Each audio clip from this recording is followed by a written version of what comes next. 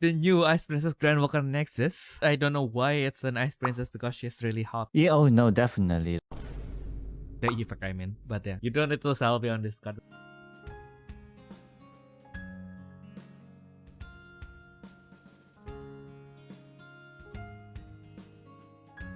Hello everyone and welcome back to the Refresh Step where you recover yourself for the main step. I'm yours for today, tomorrow and the foreseeable future, Theodore Lu. And I'm with Totus Petler in the UK and at my Rebirth English Wiki, Ayumu Seiki. Hello. So yeah, Ayumu, how was your holiday last week? My holiday? Yeah, you took a break last week. Thank goodness you actually came back. Right, yeah, yes. Totally break, yes. Exactly. Yeah, we have to. It was okay. Yeah, we have to take care. Yeah, take care of ourselves. Give ourselves some breaks. Although, yeah, I'm a Southeast Asian, so that's kind. We don't really do that unless we're like. We don't do that here. Yeah, we don't do that here. we rest when we absolutely cannot work anymore. that's when we stop. Yes. My goodness. Yeah, lots of things has happened during these past 2 weeks, especially since last week. I think it just felt like okay. So here's like the optimistic thought, right? Like if we got to the point that we are big enough that someone want to cancel us, then the last episode is like a low hanging fruit. Basically, it's you can just quote anything from this episode and you can do that, I guess. But anyway, yeah. Which means we are missing like 2 weeks of Battle Spirits news things, I guess. And also, I just bought like 2 boxes of Savior of Chaos, the PS04, which I kind of miss because I graduated when it was released, so I don't have the money to afford them. And now one of my locals was like trying to do some spring cleaning. Like they just sell everything for cheap. It's not just PSS stuff. So yeah, might as well pick some stuff up. Just some more unwise financial decisions. Exactly. And speaking of unwise financial decision, before we get into Battle Spirits, there is something that is unrelated to Battle Spirits, and I don't know if this is going to be a regret like one day soon or not. Because again and again, I've described this card game as my as my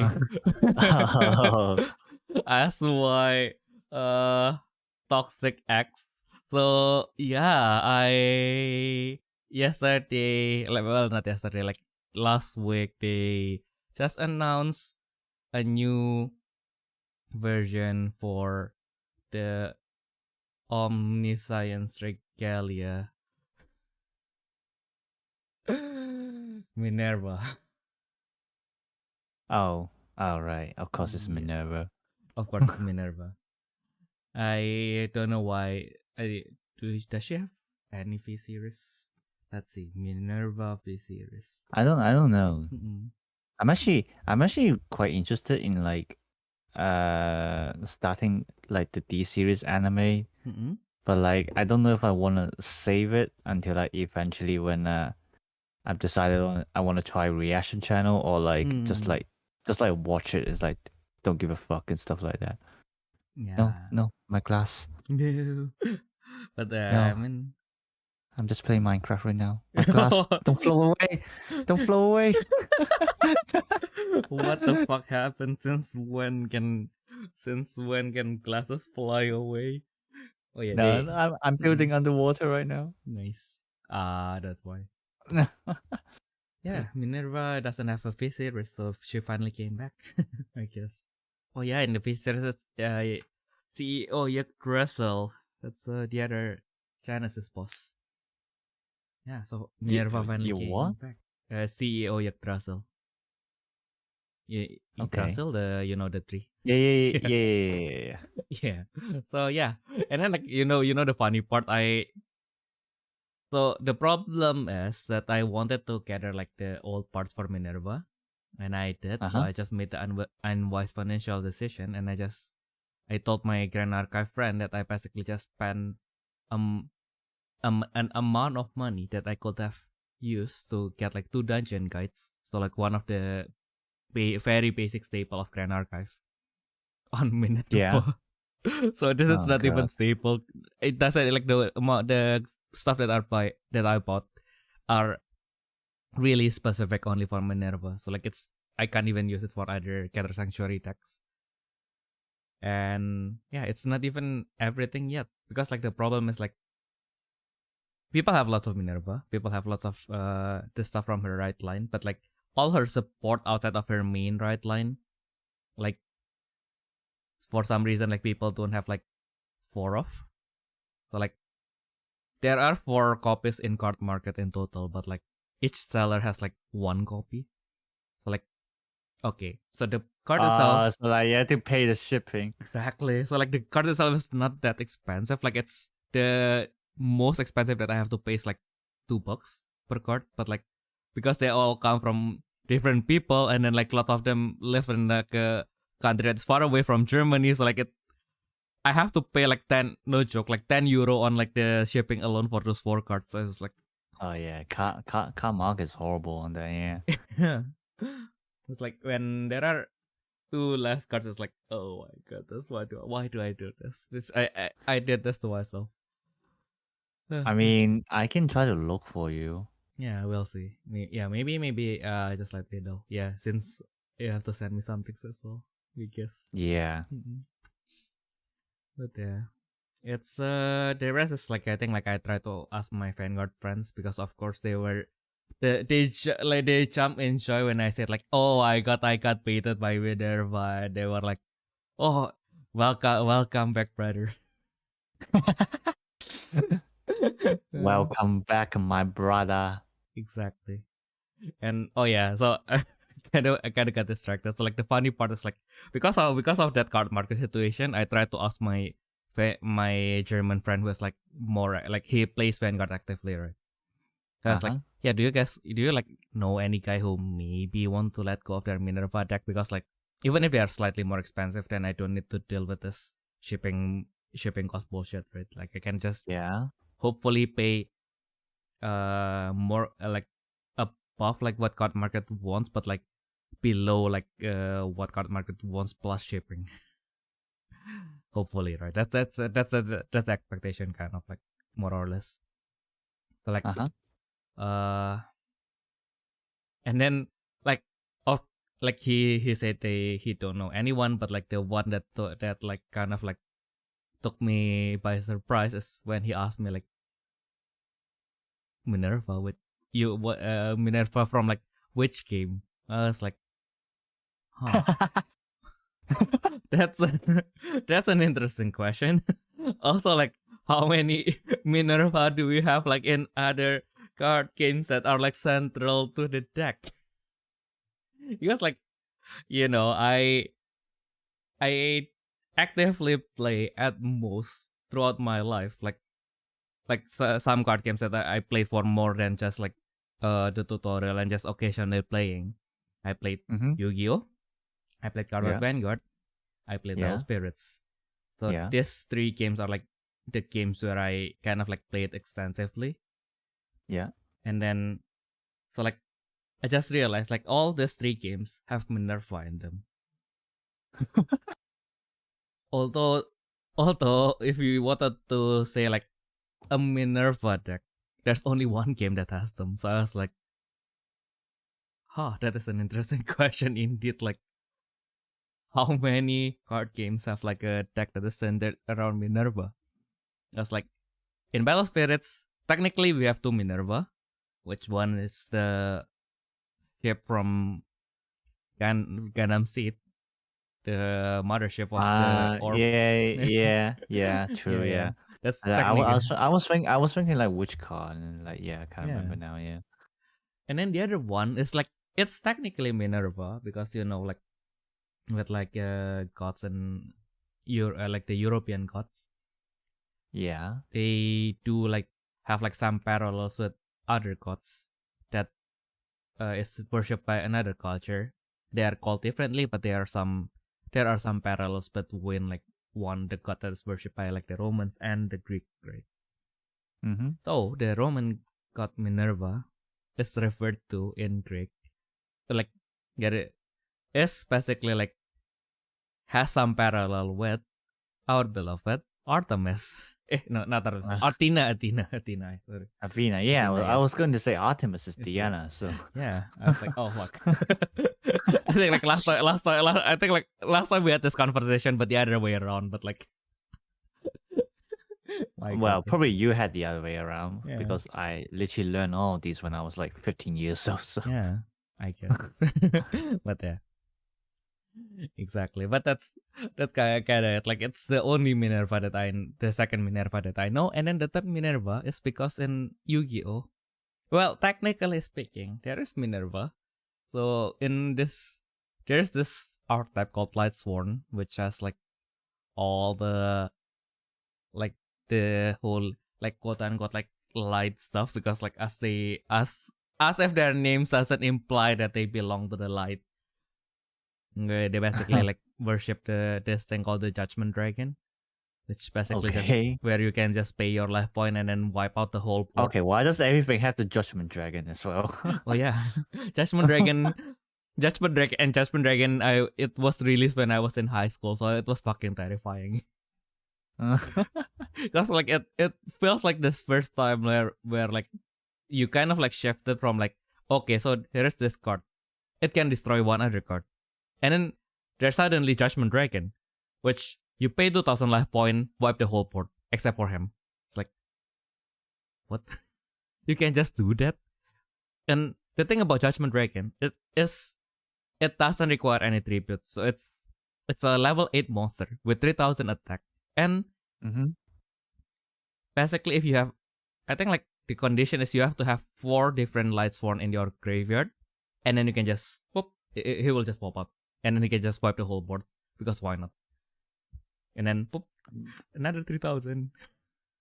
Bruh. Yeah, and then like Lightsworn, basically, they kind of work like, well, they kind of work like Ninja Gale, I guess. So basically, you mill your own deck, and then if the card got milled, then basically they can do something.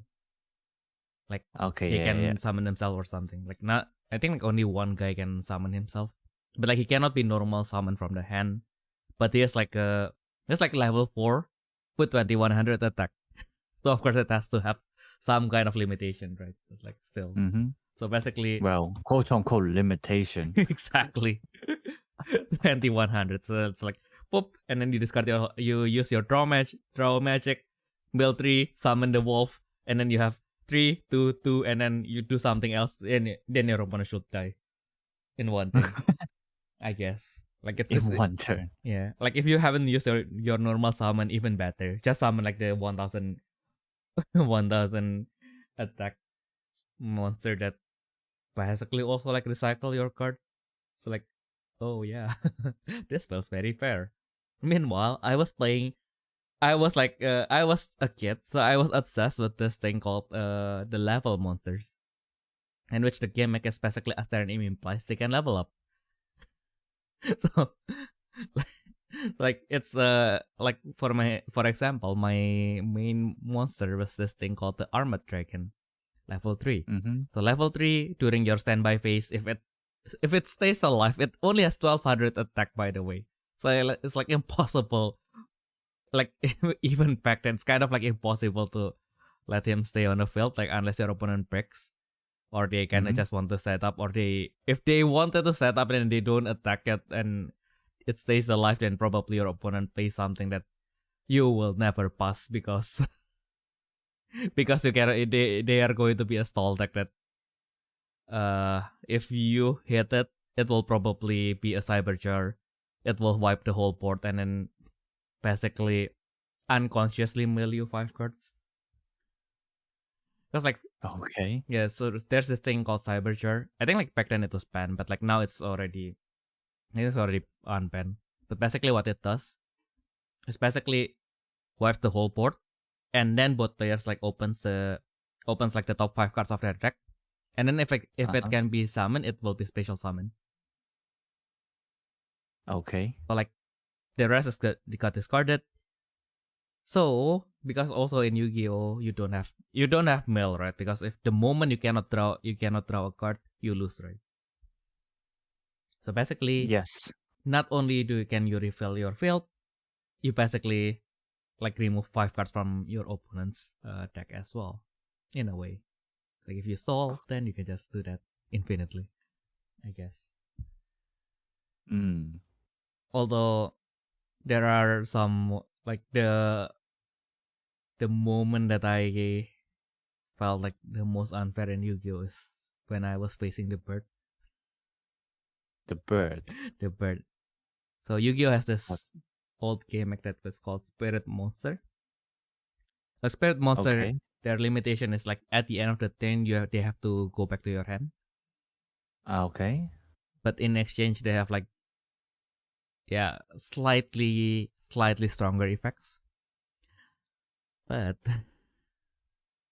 there's this one Spirit Monster that got banned. It's called Yatagarasu. So as its name implies, it's literally a bird. It's a very small bird. It has only 300 attack points. So why does it get banned? Of course, when it successfully reduces your opponent's life point, your opponent skips their next draw phase. I know, right? And then it goes back to their hand at the end of the turn. So if you are like me, you don't have like a trap card that can destroy the attacking monster, and then you have to rely on waiting to your turn to remove it. Okay, so it's gone now. Like what can I do against it now? And then I was like, yep. So basically, we have a tournament, like we have that one event we were playing with the traditional format in which all the ban cards are moved to the limited to one list. I was like, oh great, I have some ban cards, so I can use them now. And then like I played against this guy who was more experienced. And again, I was like, I just started high school, by the way, so that I have like very limited understanding of how trading card game even works. And then basically this guy just summons the bird. My board's already cleared. He summons the bird attack, and then like, yep, you skip your next draw phase. I was like, oh. Okay, so I guess like next turn I can just summon this thing and it should be fun. Of course he has removals in his hand and he just kept on doing that. Pop, pop, pop, pop. And I think like either that or like that one turn I get to draw, but like but that's like literally my final draw of the game. So like just continuing like poking me like 300 every turn until I died. Yeah, man, birds are scary. Birds are scary. So that's how like Australian cyclists feel, like just having birds like dive at you when you are just chilling. My God. Yeah, I think like I started to kind of like understand like how trading card game works actually, like also why I can't like stop like kind of like coming back to Vanguard. Because like that was the first time I learned that, okay, so maybe the numbers aren't everything. Because like if you go back to like the first starter deck for like Vanguard, you have the Dragonic Overlord starter deck, and then you have the Blaster Pit starter deck.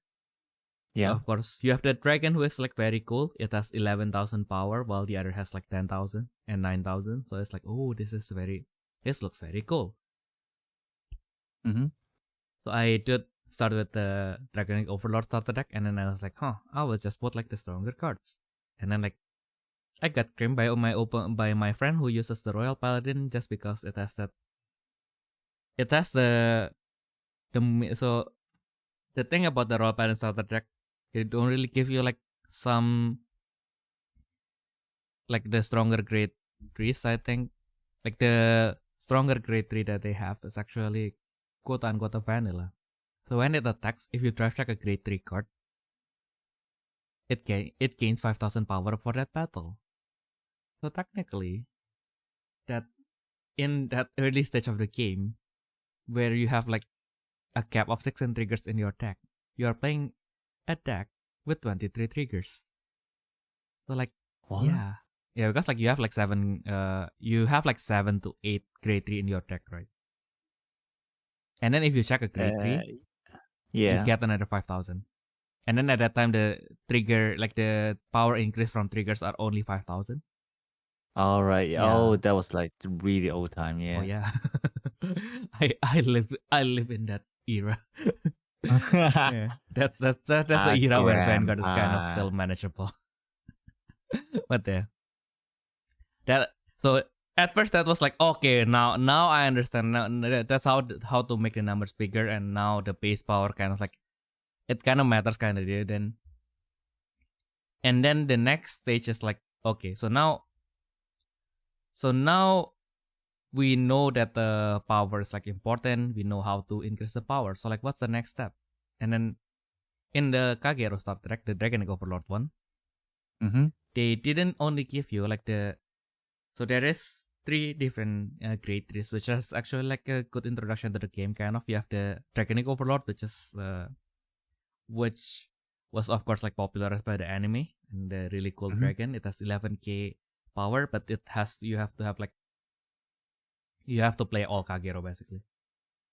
And then it kind of introduces you to like, okay, so this is the postcard kind of. And then you have the Dragon Monk Gojo, which unlike Bricket, the one from the Royal Palace Starter deck, instead of gaining power, if you check a grade 3, you can retire 1 grade 1 unit, if I'm not wrong. Like at that time I was like, why does it, like, why didn't it just increase its power like Bridget, right? Like it's stronger that way because the number goes bigger.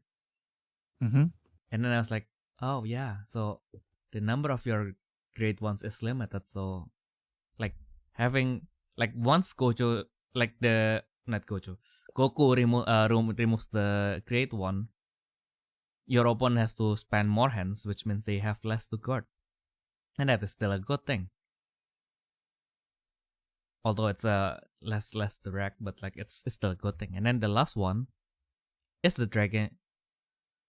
I forgot what's the. I think it's Dragon Mage Yaksha. So it has 9,000 power. But Yaksha has a really neat effect actually. So basically, if you destroy your opponent's rear guard during your turn, if your Vanguard is grade 2 or lower, you can just straight up jump into him from the hand. So then you learn that, okay, one of the stronger parts about having a grade 3 is you have a twin drive, right? You can check more triggers, and then you can have like more cards into your hand like early.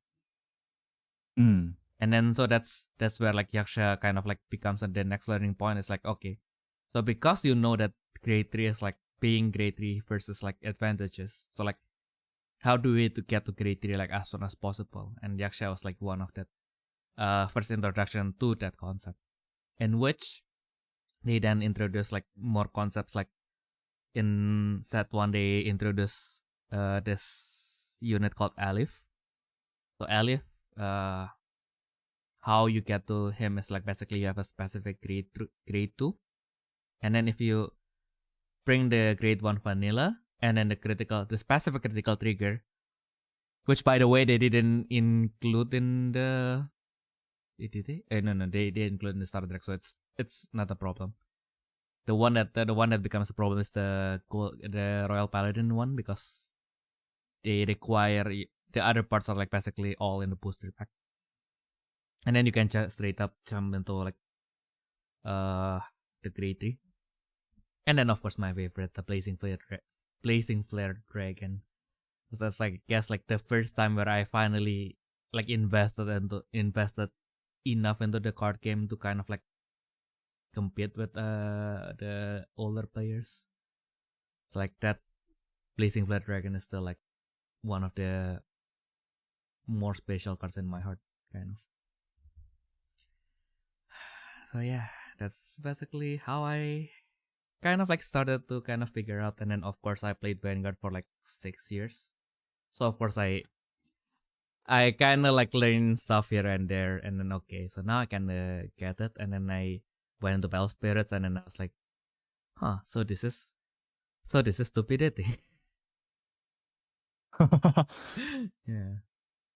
Because I realized that there are lots of, just by watching the anime, there are lots of nuances that you don't just learn from like watching. You kind of have to feel it yourself. You kind of have to find the situation yourself, and that's kind of like the challenge of like getting people into trading card games, right? Because like you can teach like the basic, you can teach some strategies, but like there are lots of nuances that you can kind of like just tell them with words, but it's kind of, depending on the people, it's kind of like hard to kind of like grasp that concept just by listening to it. You kind of have to play through it, and then okay, so this is why certain things are not as advantageous. Cause like last, nice. Also like the other day, like my colleague suddenly like asked me like, yeah, actually like, if you were like to learn a new trading card game, like what do you find is like challenging for like new people to kind of like learn in that game? And I think that's personally, it's still kind of vague, but I think like that nuance is like the ones that is like the hardest to kind of like learn for new players, because again, like you can tell people like what the nuances are, but like once you kind of like experience it, you kind of like understand way better. Kind of like it's kind of like the, like some of the part is like kind of like in Yu-Gi-Oh, losing your life points means losing your life point. You are closer to losing and everything, unless like you are playing like really niche deck. Like one of my friend in high school, he was that set on using this card called self-destruct button. Because like, you know, Yu-Gi-Oh is a best of 3, right, in the TCG. Yeah. Yeah. So basically his strategy is just to do the other stuff that he do.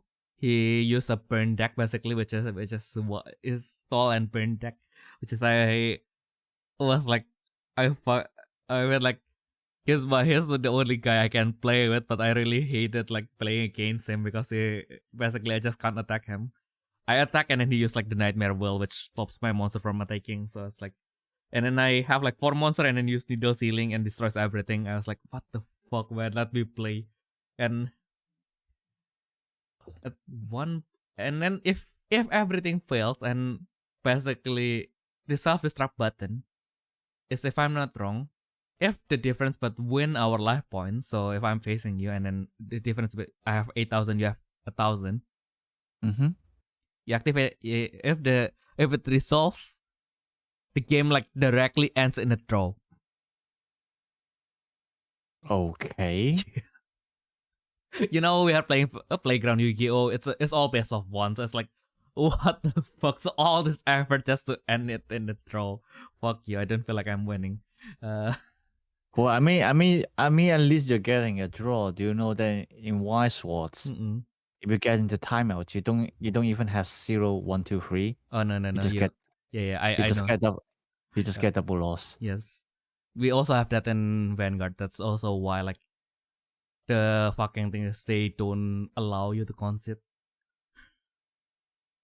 So like it is an unsportsmanship conduct to concede. Basically, if a judge caught you, then you can get a warning for that. So I was like, bruh. I was like, what? That's always the problem of like, do I concede? Because like, do I concede or do I let my opponent win? Because it's best of 1, and then because there's a lot of people, but like they only have like top 8, so like basically if you lose once, even if you lose once, you are like already 50-50 whether you get into the top 8. So like this is not a fun situation. I really wish you will concede before I concede. Yeah, I was the toxic player back then. I mean, like I played extensively, so I am way more toxic than I am when I am playing Battle Spirits. Yeah, we just like had our Wise Swords local last week, and because of Nikkei, we got like a lot of new players, and then like And then obviously they're still not used to like playing with the cards and everything like that, and they're like playing really slowly. Mm-mm. And then like for like but like I am like I just like extensively plays really fast. Mm-mm. Like I'm considered one of the fastest players in my locals. Mm-mm. So like I don't really have any problem with that. I only got one double loss Mm-mm. because like my friend was like just like reading a bit too slowly with things, but Mm-mm. you know, I felt bad to tell him to hurry up and everything like that. And yeah, so and like well at the end we realized like I wouldn't be able to win either way, so it's like whatever. You know, like but like I think that day is like it's the most double losses we have like the whole day. Jesus. Just because of the new players. Jesus. But yeah, your local is pretty strict, man. I do have like those double loss conundrum because it's mostly like on the large tournament where we have like 400, 500 players. And especially when I joined in Singapore, like at that time I was like that. You know, like before I moved to Germany, I wasn't. Well, it's bad to say it this way, but I'm really a nationalist. So like when I don't want to lose to Singaporean or a Malaysian for that matter. Like, yep. I don't want to concede against them. Like if I lose by the game rules, so be it. But I don't want to concede. Like no, I'm not letting you win for free, unless you're Indonesian. And unless you're Indonesian and I know you can you have like more chances to go like higher than me, like fine, I will concede to that, because like if we can somehow concede, our points will be way better than if we have like a double loss. Like double loss is just not good because like it I mean like it, because like unlike like no like the draws basically you both get like 1 point. Yeah. And then like basically it also like counts kind of like quote unquote a win. So it kind of like increases your opponent match win. But like double loss, you basically just lost. So basically you lost to someone who also lost against you. So like yeah, that's kind of like that they didn't help your like tiebreakers and everything. So like yeah, double loss is just bad. Usually I think like if we do it like in locals, we are never that strict with it. So basically, yep. One you can, I guess, like consider is kind of like okay, and then the other one is like okay. So if it times out, then you basically just do like the tiebreakers, and then someone has to lose, because that's kind of like a quote unquote a better solution, right? Because like when we do like the official tournaments, then the double loss has to exist. So what can we do?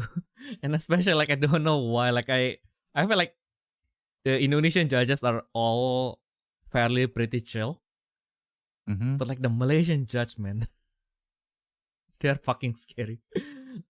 have I told you that story about like when I was playing and I was like, okay, so I'm not winning, but like so basically I'm in like the middle table, so I'm not in the bottom table, but I'm like in the middle table, and then I was like, so there's this guy still playing, and then his friend is like basically beside him, right?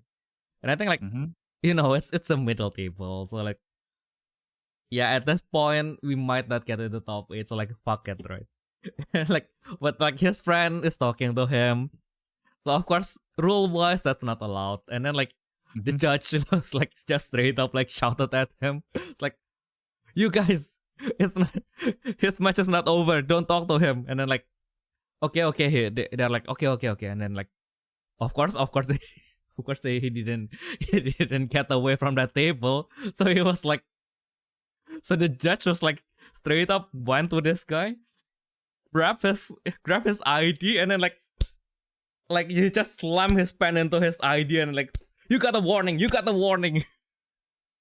And then he just and then like of course like and then of course like that area is like they're the only guys who are still playing, like, but of course like the other guy just finished like tidying up and everything. So like there's still some guys around, and he just looked back and then like shouted like the other way, like, what are you guys here for? Like this is not a spectacle, like go away. You are not allowed in the tournament area once you are done. My Damn. God. Yeah, that was like, oh my God.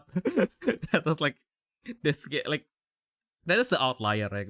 That is like the only time where I actually like felt threatened by the judge. So that's why when I became a judge myself, I was like, oh my God, I was like sucking myself up. Okay, so maybe on the off chance I might have to how to say like be a dick and like shout at the I might have to shout at the players, blah blah. Kind of like, okay, fine. I can do that. Like it's just one day. Like maybe people wouldn't remember that much. But like I took the job. They will. Yeah, They will. Yeah, I took the job, so I will have to bear the consequences, right? And then like, so that took me like that was a whiplash when our head judge for that time, Melkor, kind of like just said, yeah, so you have to remember that as a judge, you are here to support the players, so try to be as understanding as you can. I was like, oh, so we don't have to be dicks. That's good to know, because I don't like being a dick. So yeah, that's a relief. Okay, and then like he said that if things escalate, just call me. If we have to escalate it even further, we'll call the police. I was like, oh, okay. Okay, so It's okay. We'll just call the police. It's all good. Nothing too serious here, guys. It's okay. I know, right? It's literally the epitome of like don't bully the quiet cat.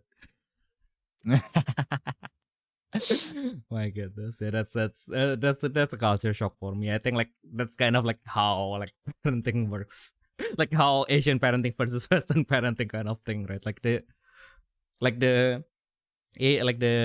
Southeast Asian judges, they will shout at you, but like ultimately they will try to keep everything like within the event, right? Like yeah, I guess like you're taught in Europe, like, yep, if they go too far, call the police. Don't say anything. But of course, like if you are calling the police, you kind of have like to make sure that they can catch the guy, because like at that point he already did something terrible, right? Yeah, something like, of course, like something that might be a little bit harder to understand for like Asian players, because we have way less female players. So like if people did unsavory stuff to fellow female athletes, so of course we have to make sure that the people does not circulate around our environment. So yeah, that's where mostly the police have to be called, basically. I see. But Jesus. And Yeah. Thank goodness. that was a story. Yeah. My goodness. Oh my god, that reminds me of just like the meme I seen today. I think it's a meme that's been circulating around for a while, but like, you know, like how musicians is like, oh, what if people don't like my music? And then you got people doing podcasts like, so you know, today I'm at the supermarket, yeah. So and then like there was this like cashier just like really slow, and then like my ice cream is like slowly sliding into her, and then like, you know, it's like summer and like it's melting, and like I bet she knows what's going on, and she's just being really slow, and then like his friend is like, oh my god, that shit, man, yeah, bro, that's really shit. Jesus. We are part of the problem. No, just kidding. Oh my goodness, yeah. But like, yeah, that's also kind of like the fun part, right? Like, because like at one point, like one of the thing that kind of like pushed me to do a podcast is when I heard like an old episode of a Broad in Japan podcast. And I think like Chris once like kind of described that, yeah, podcast is not like, he used to think that like podcast is kind of like an old medium, right? Like, so there shouldn't be that much left to explore, but like, yeah, actually like there is still like a lot of demands for it, and actually like the demand is way more than the supply. But I think that so like it is something that you can just try out. I mean, like it's just basically if you have something that's actually like you think is important to kind of share, then yeah, why not? But that's kind of the point, right? We kind of like, I think like we still kind of like have quote unquote like important things that we want to share, because just like, yeah, what is like how we play, like how we as like a Battle Spirits players, right? Okay. Fuck, I lost my own points, but yeah. And then like then you see down It sound like me when I'm tutoring English. Yeah, okay, so you can write like this, and then like you gotta explain like what's the effect here, and then so like it's like this. Fuck. Okay. What was I saying again? Exactly. Exactly. Because like, yeah, we have something important. Dude, is it like, oh fuck? I was like, oh fuck. Yeah, I will like, yeah, I guess to some extent when we started this, I am still kind of like competitive, but of course like along the way, right? Like the scale of the competitiveness is also different, and then like what we do is different. But in the end, like we do still have like, well, some involvement in the community, right? That's why we kind of we can kind of like still at least delude ourselves in that, okay, so what I say to some extent matters. But like, okay, and then but then you are also faced with the fact that, okay, you open YouTube, you open a short, and then like every 20 or so shorts, and then you find like a random podcast, and then like, oh, here's another financial podcast that says that, okay, why Lamborghini is actually an investment, bro. Trust me. Source, trust me. Yeah. I guess. I mean, like, podcasts aren't supposed to be like the pinnacle of information, but still. Yeah, obviously, of course, you're gonna have someone who try to abuse it and things like that. Yeah. Or I think like some people like describe it more into like, it's kind of like a harmless, but like it's on the level that it's harmless but useless kind of thing. That's like, yeah, I think like everyone thinks that, okay, so every single thought that they have to be shared. But it's not always that. Yeah, it's like just like the last episode. Like the last episode is my my Gen Z podcast arc, basically. It's kind of like just Gen Z podcast arc. I mean, like it's kind of like the the podcast where, okay, I think this is important because I think it's important. Fuck, I'm not even making sense right now, but yeah, you got my point. Kinda, yeah. Yeah. It's like it's stuff that is important only to me, basically. Sure, man. Sure. Yeah. I mean, like, who the fuck cares about the struggle of like a middle class Chinese Indonesian? Like, I'm the only one who cared, and like even other middle class Chinese Indonesian might not care to the same extent and of the same things that I do. Because yeah, again, like well, not everyone gets bullied when they are in school. Well, I don't get bullied, by the way. The worst that I almost got into a fight. I ran, and then like the guy just left me alone. So yeah, I think I generally don't get bullied, but I think like at one point, like the matter of my identity was like really important to me when I was younger. So I was like, I really attached myself to like kind of like, yeah, my country, my school, and everything. So like, and then of course I went to the bigger world and I got humbled. But still, as an Indonesian, I still have to say fuck Malaysia, fuck Singapore, and yeah, unless other people are trying to say fuck them, then yeah, no, fuck you. We are the only one who can say fuck you to them. Yeah, because okay, then. Yeah. Because they are our brothers. We are the only one who can say fuck you to them. Although we can all argue that Singapore is not the part of Southeast Asia. It's not the real part of Southeast Asia. Whoa. Whoa. You're gonna get us cancelled. Yeah. totally controversial opinion. Kidding. I think it's kind of like it's kind of a meme at this point because like also like like Singapore is just you go there and then okay, this is just a copy of Japan, but well maybe just only 70% as good kind of thing. Okay. Yeah. I actually want to go to Singapore. Yeah, why not? Singapore is really nice to visit, actually. I heard it from my friend as well. Yeah.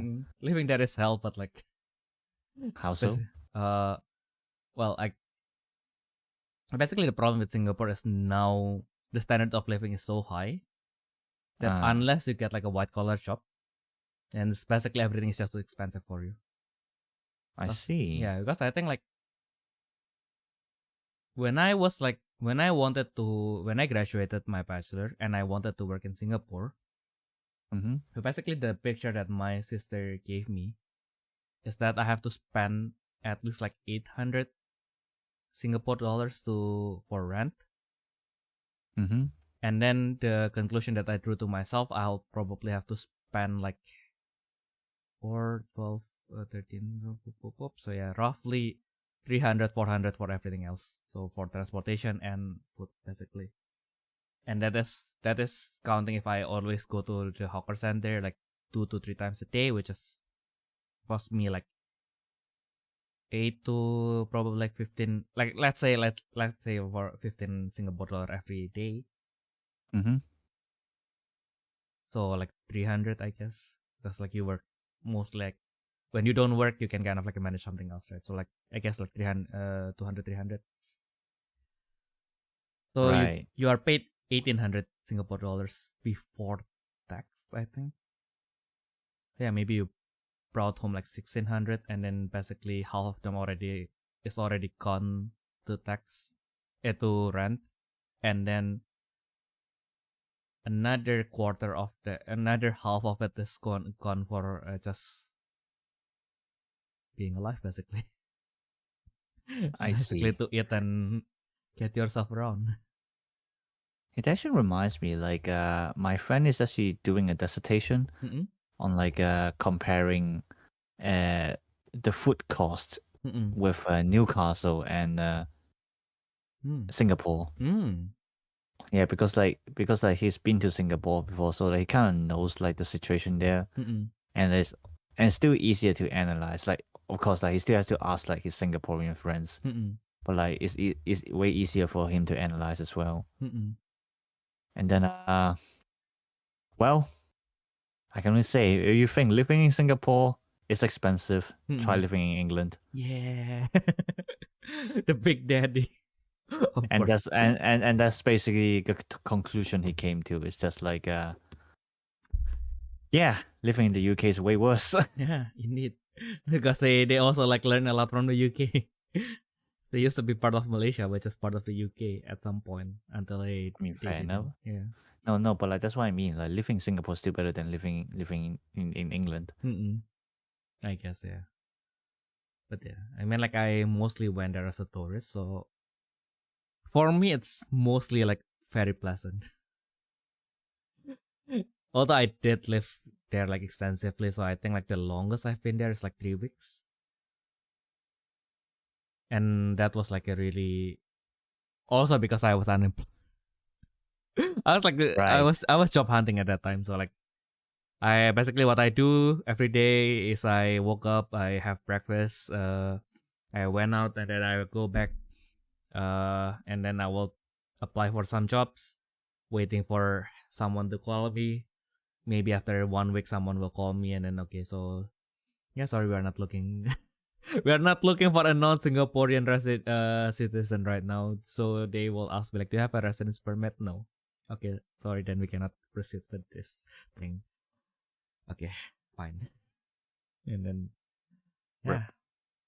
And then in the end, one day I just broke down, and then my sister just told me, yeah, I mean like, it's not a shame if you find it something in Indonesia. So like, why don't you like try to find something in Jakarta or something? And that's how I landed my first job, basically.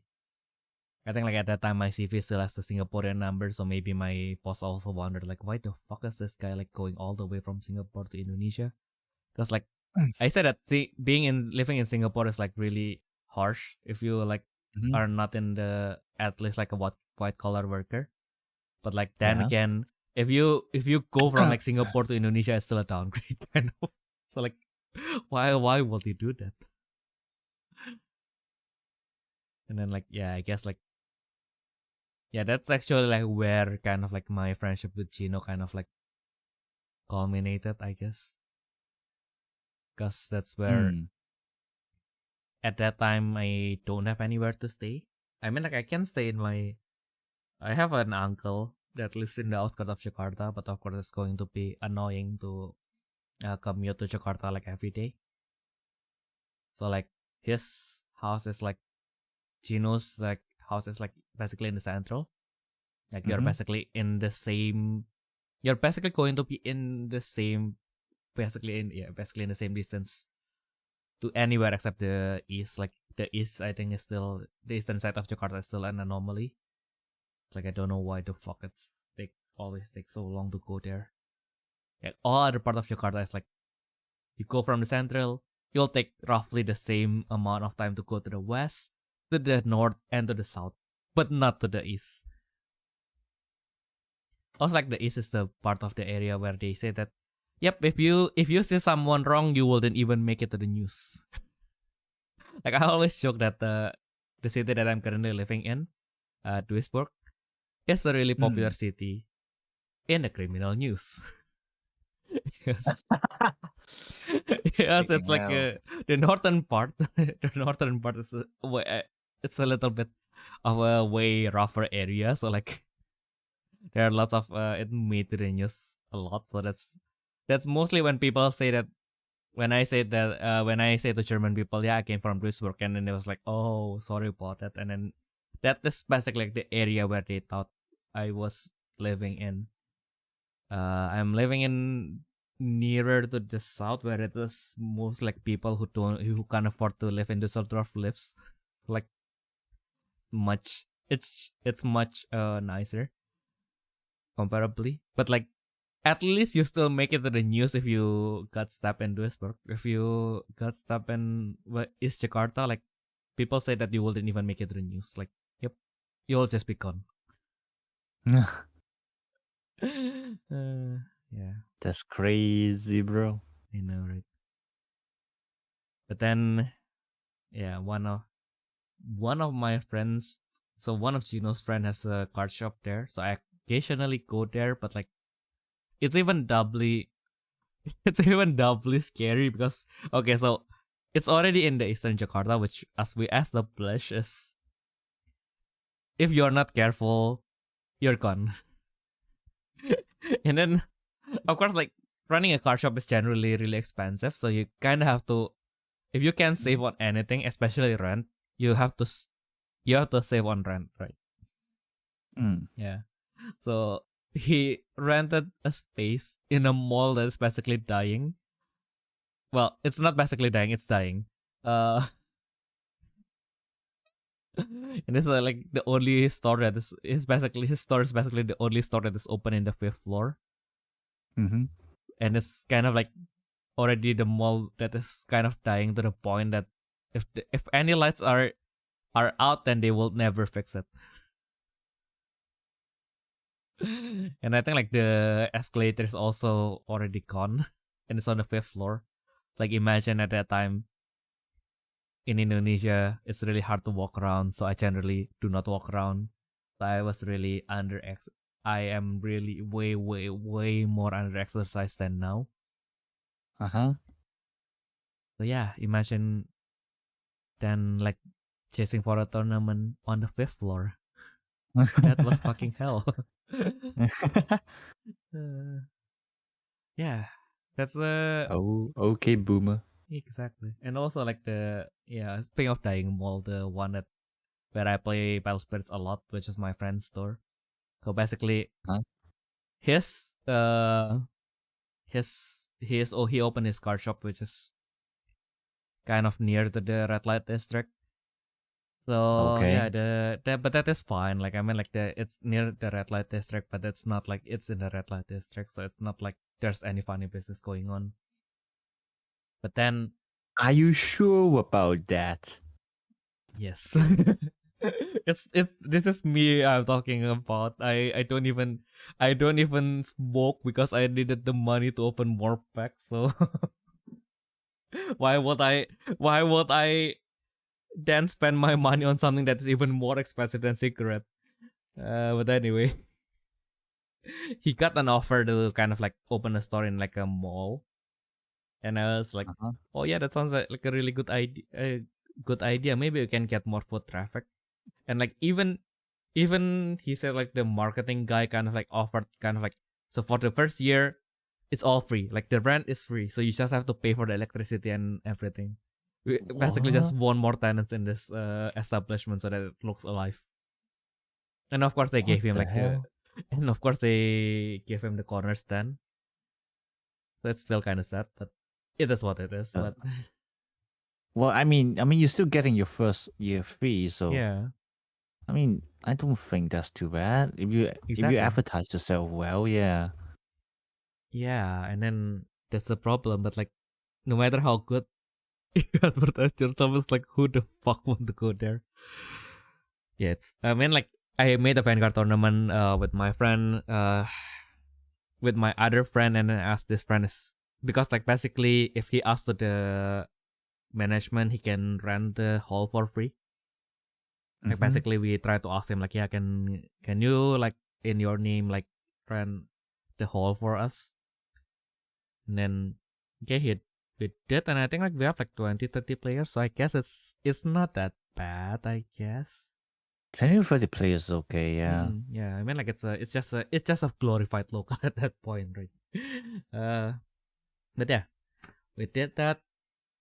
But the mall in general, it's very dim, but also like yeah, lots of stores that are empty. They have no customers, and the and I think I remembered like and the mall was like eerily big. So like if you got lost, then it's basically just went to like a street full of like the shop houses that are like already closed and there's no zero lights, and then you were like, what the fuck did I just get into? And then you live in Southeast Asia, so of course you grow up with lots of ghost stories, and then like, oh my god, did I did I like piss off like the wrong ghost? Oh my god.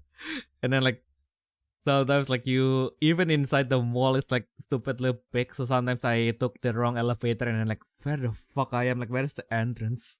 And then like I think like there's that one time where I was kind of like, okay, so I don't want to go home too soon, so I guess I'm going to chill for a little bit. But of course like my friend, the moment the tournament is over, he just fuck off, so he just closes he just like put all the seats in, and then he just went home basically. And then so basically there's no other friend inside that mall. If I ask someone to come at that point, like a point of time, nobody will come. Nobody will want to come because that's kind of like out of the way. And then like okay, and then I ordered an Uber like 15 minutes after the tournament, which also like most of the stores are already closed.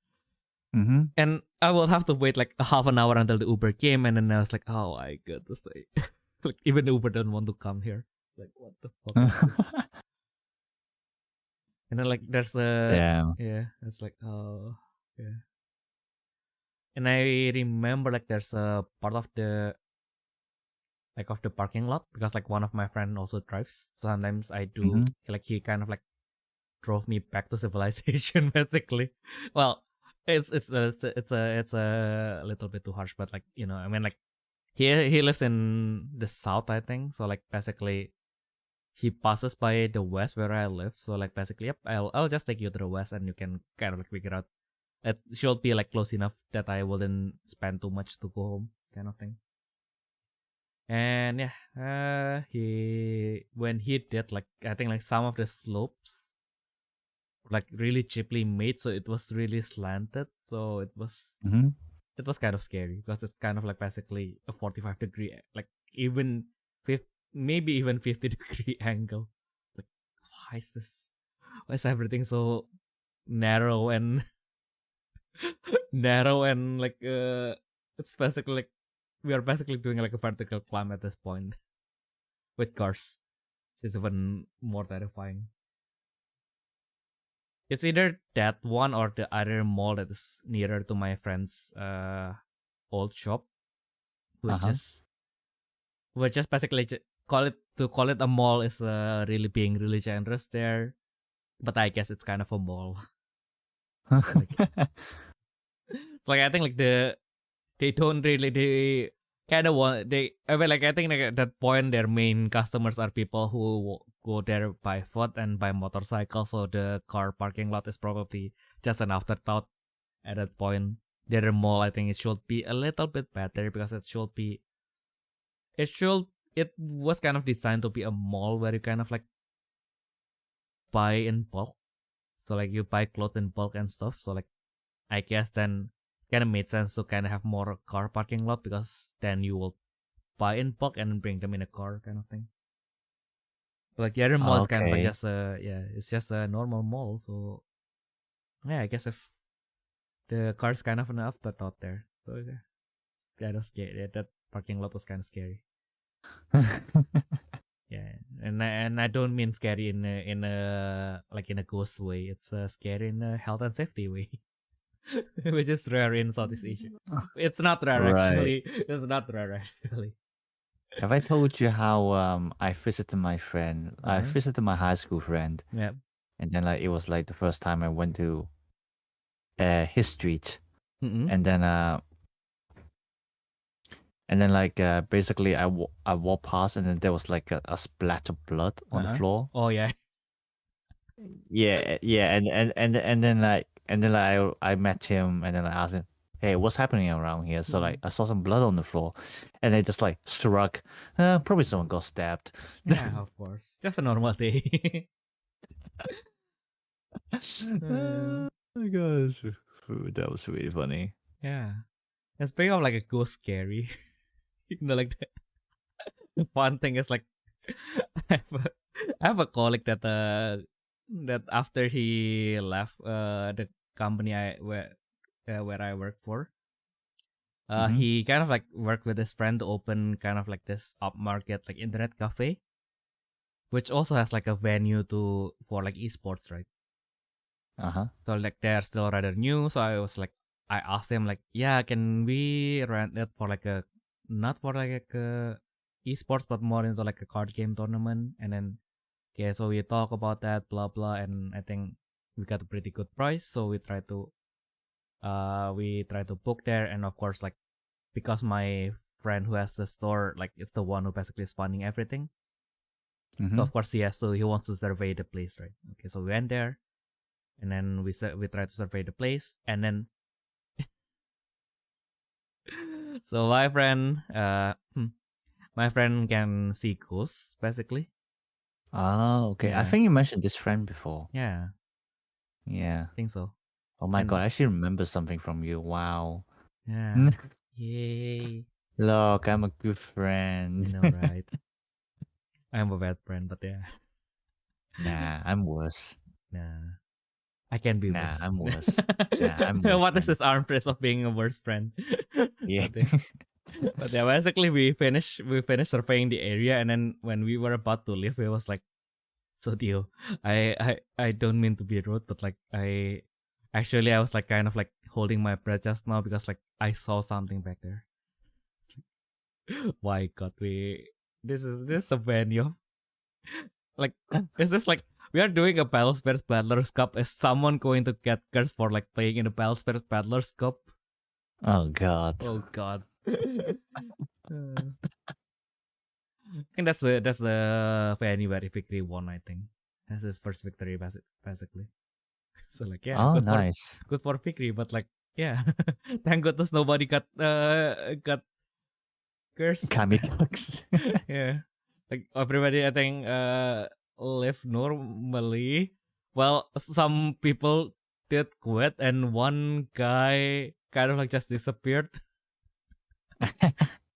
Well, I mean, he got kamikakushi. exactly. Kamikakushita. Kamikakushita.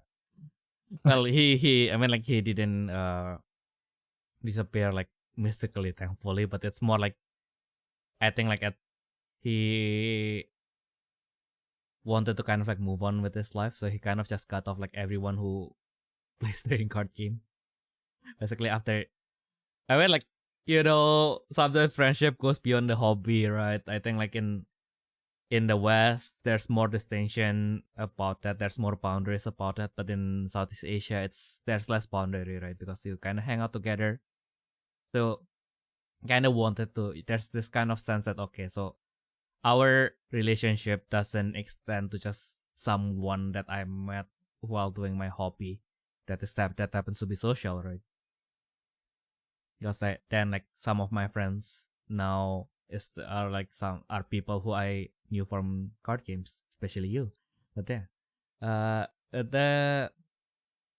like this guy, I think like, okay, so there are lots of things that happens in his life. He has to kind of like stop playing, which is fine.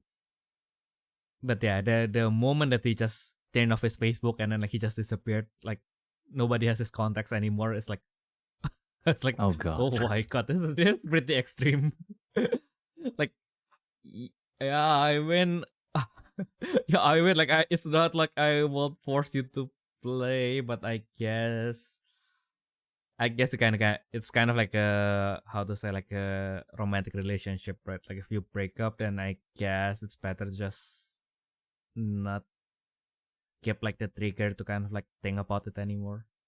Yeah, I mean that makes sense. Yeah, maybe that's what he did, because like I think like even if we don't force him to play, if he see us play, then he will probably still kind of like waver, kind of like, yeah, maybe it's fine if I play a little bit. But like, no, I think like, exactly. yeah. But I think like at that point he cannot really afford to like spend any money on card games, so like, yeah, maybe better for him to just disappear. But like, yeah, kinda, I mean, like, he's a good kid, so like, yeah, one day hopefully we can meet like outside card games as well. Just catch up. Hopefully he's in a better place now. Yeah, staying in a better place. In a better position. In a better place sounds like made it sounds like he went away. My goodness. No, in a better place sounds like something else. Yeah, I know, right? That's why. Oh god. Oh my goodness. It's weird how some words can, English is too weird. Exactly. It's like, yep, in a better position, it's totally fine. It means someone has like, maybe their economic situation improved, or maybe the burden is like, maybe they are still not in a better position, but at least their problems got solved, blah blah. It's at least, it's objectively better, right? But like when you say someone is in a better place, then it's like, sometimes you kind of wanted to mean that maybe they're in either a better position, or they have moved to somewhere where it suits them better. But like, the moment you say that, it's like your brain just said, you just killed that guy. In your mind. in your mind, is that to you? This is what happens when your language has too many euphemisms. Exactly.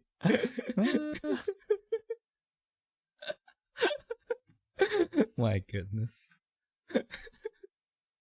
Which is why I just cursed my friend. He is gone now.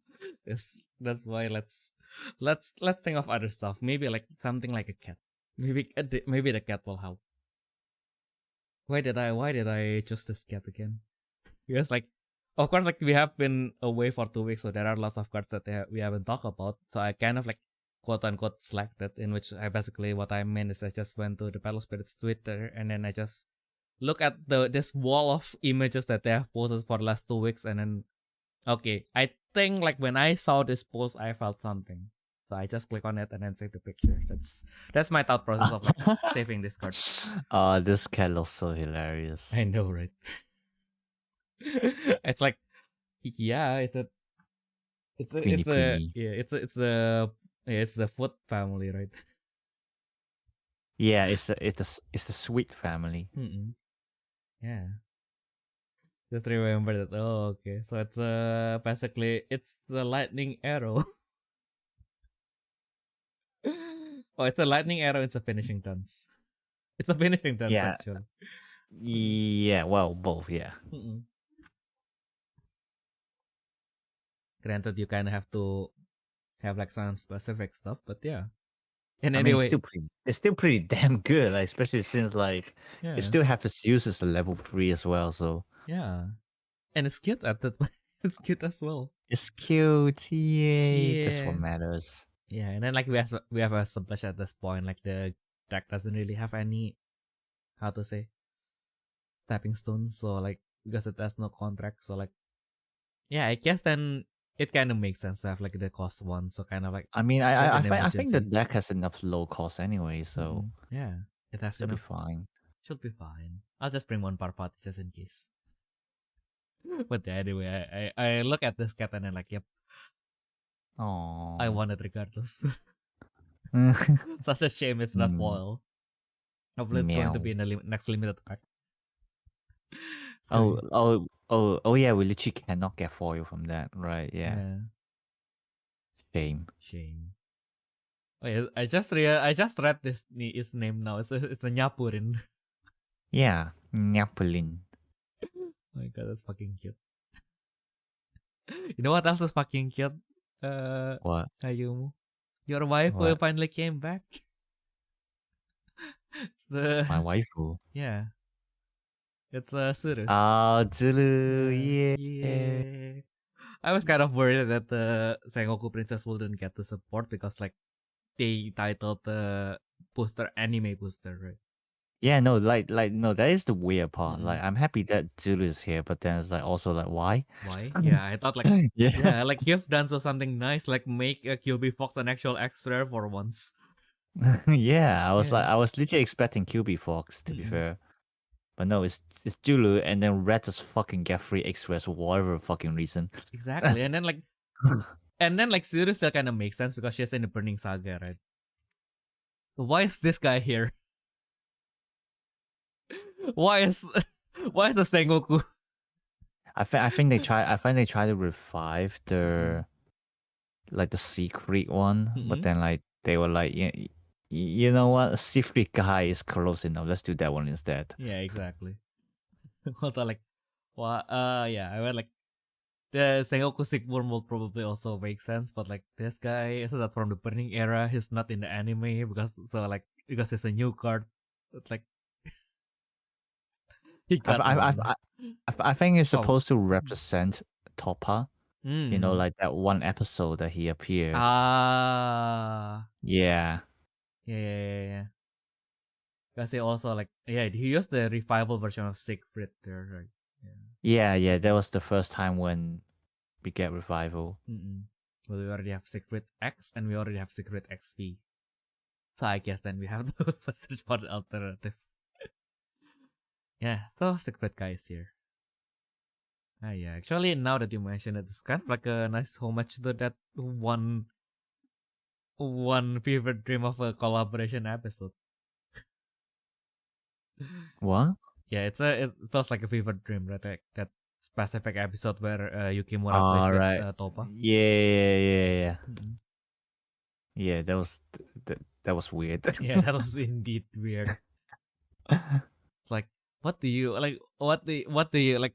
The rule of the tag team feels so like arbitrary. It's like, so I have 10 lives and I gain 2 cores every turn. You guys share your lives. So if I hit you guys 5 times, then I win. You guys have to hit me 10 times, by the way. Yeah, that sounds very fair. But of course, the main characters will just power of friendship. Yeah, power of friendship and all the way through. It's like, why do you suddenly like, this game only has 1 soul core. Like, why do you suddenly have like a card that requires you to have 2 soul cores on the field to activate? Oh yeah, that was so funny. It's like, what the hell? Like, what the fuck? I know, like, okay, so the advantage of doing this is like you have 2 soul cores, but like, How are you going to? Oh fuck! Of course, of course. It's an Exodia card because why not? Which eventually make it into like the Hour Miracle, which makes a little bit more sense. In which I forgot what's the condition, but then you just show 5 lives. 10 or more Uru Gravel necessary that are at level 2. Oh my god. That's actually... No, it used to be doable when Blade Joy was a free and Lykios was also a free. So I think it was around for a bit. But then like both the cards got limited and so that just died. It's gone. And it's gone.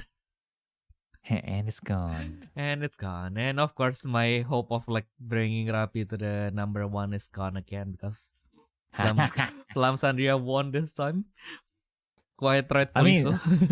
You gotta give them something though. It's like what was it? It's like some people who really love the double drive cards, and then somehow push both of them to top 10. Oh yeah. Yeah. There's the Galvanic as well on Galvanic and Ecstasy the Familia. Yeah, somehow someone managed to push both of them to top 10, and like it's obviously not botted as well. So it's like, what? Well, not obviously, but like it doesn't look like it anyway, you know. Yeah, so it's like, pure love. Someone really loves them. and thankfully, like Gil is the one who make it to the second place because she indeed need more love. Well, I think the problem with Gail is just like the artist is like really hard to find time for Gail. Yeah. That's like usually the problem with like a diva cards. It's just like the artist later on, like just like can't find the time. You know, it's like partly why a lot of cards, like a lot of divas, like you literally don't see them anymore. Literally just because the artist can't draw them. No, which is sad. But yeah, Flam Sandria winning, I guess it's well deserved. Like she is the poster girl for like this set, and she won. So yeah, good for her. Like the marketing actually works for once. Yeah, at least it shows the marketing actually works. Yeah. And like she already has everything though. Like what can we expect? And I guess it's easy to see just next year's PB is going to be like the Flame Sandria deck, I guess. Yeah, I mean, just make like a PB deck or something. It doesn't have to be anything new. Leoba didn't get anything new. Exactly. I wonder what staple would we get this time. Probably just a combo of another Magoichi, Sakura Mystery, and also Sengoku Fest main stage. Hopefully, yeah. It would be nice if we get like 4 different magic that have all the different 4 witches. But we'll see. That's the thing. It'll be interesting. Yeah. They might just like make like a death for the witches instead of like for Flame Sandria only. Yeah, because the deck wouldn't really function without the other 3 witches. So that will also be really sad. And also because the third winner is Ilma as well. Oh yeah, true. Yeah. Yeah. Which is quite nice. Unfortunately, Luna didn't even make it to the top 20. Rabi make it to the 20th. So like she's still like greeting by the teeth. Surviving by the teeth. Like Sekla didn't make it to the top 20. Luna didn't make it to the top 20. I think like Magnolia is still in the top 20. So like Magnolia. The purple one. I think so. Yeah, I can't remember. I can't really remember like the specific ranking except for Rapi. I only remember the ranking for Rapi and the top 3. So like the other ones, yeah, I guess they are there. Sucks to be Noah though. She almost had it like last time and then now she lost it again. Such indeed. What a bad day to be Noah Floor. And speaking of Noah Floor, of course, we just talked about the other secret. Now we have the other secret, the alternative secret. Alright, yeah. This card is crazy. You know, like this card single-handedly caused like a quitting trend in Hong Kong right now. Oh my god. Like people's like, this is bullshit. Nyx is too strong. I ain't playing this game anymore. And then like people literally start quitting now. Oh my goodness, that's really sad. It is what it is. It is what it is, but we will see. I mean, like this guy is indeed really strong, but Because like it literally pierces, which is like really rare in purple. I think the last time I saw that was like Kukulkan. And we know how that went. Yeah. Yeah. And I guess now that Holy Sign is also banned, like, yeah, it's going to be really oppressive at least, because then during your turn, all your cards will at least need to be level 2. Yeah, need 2 cores, and then like during the opposing turns, you need even more. But also now, oh yeah, oh okay. So because I thought like, okay, so so I thought this card was like really strong before. Now I think I understand why it is crazy. Now because like previously I was like, yeah, I mean like it's really strong. It makes your neck pierces, but then I realized that all this time I didn't read the Kono Spirito to.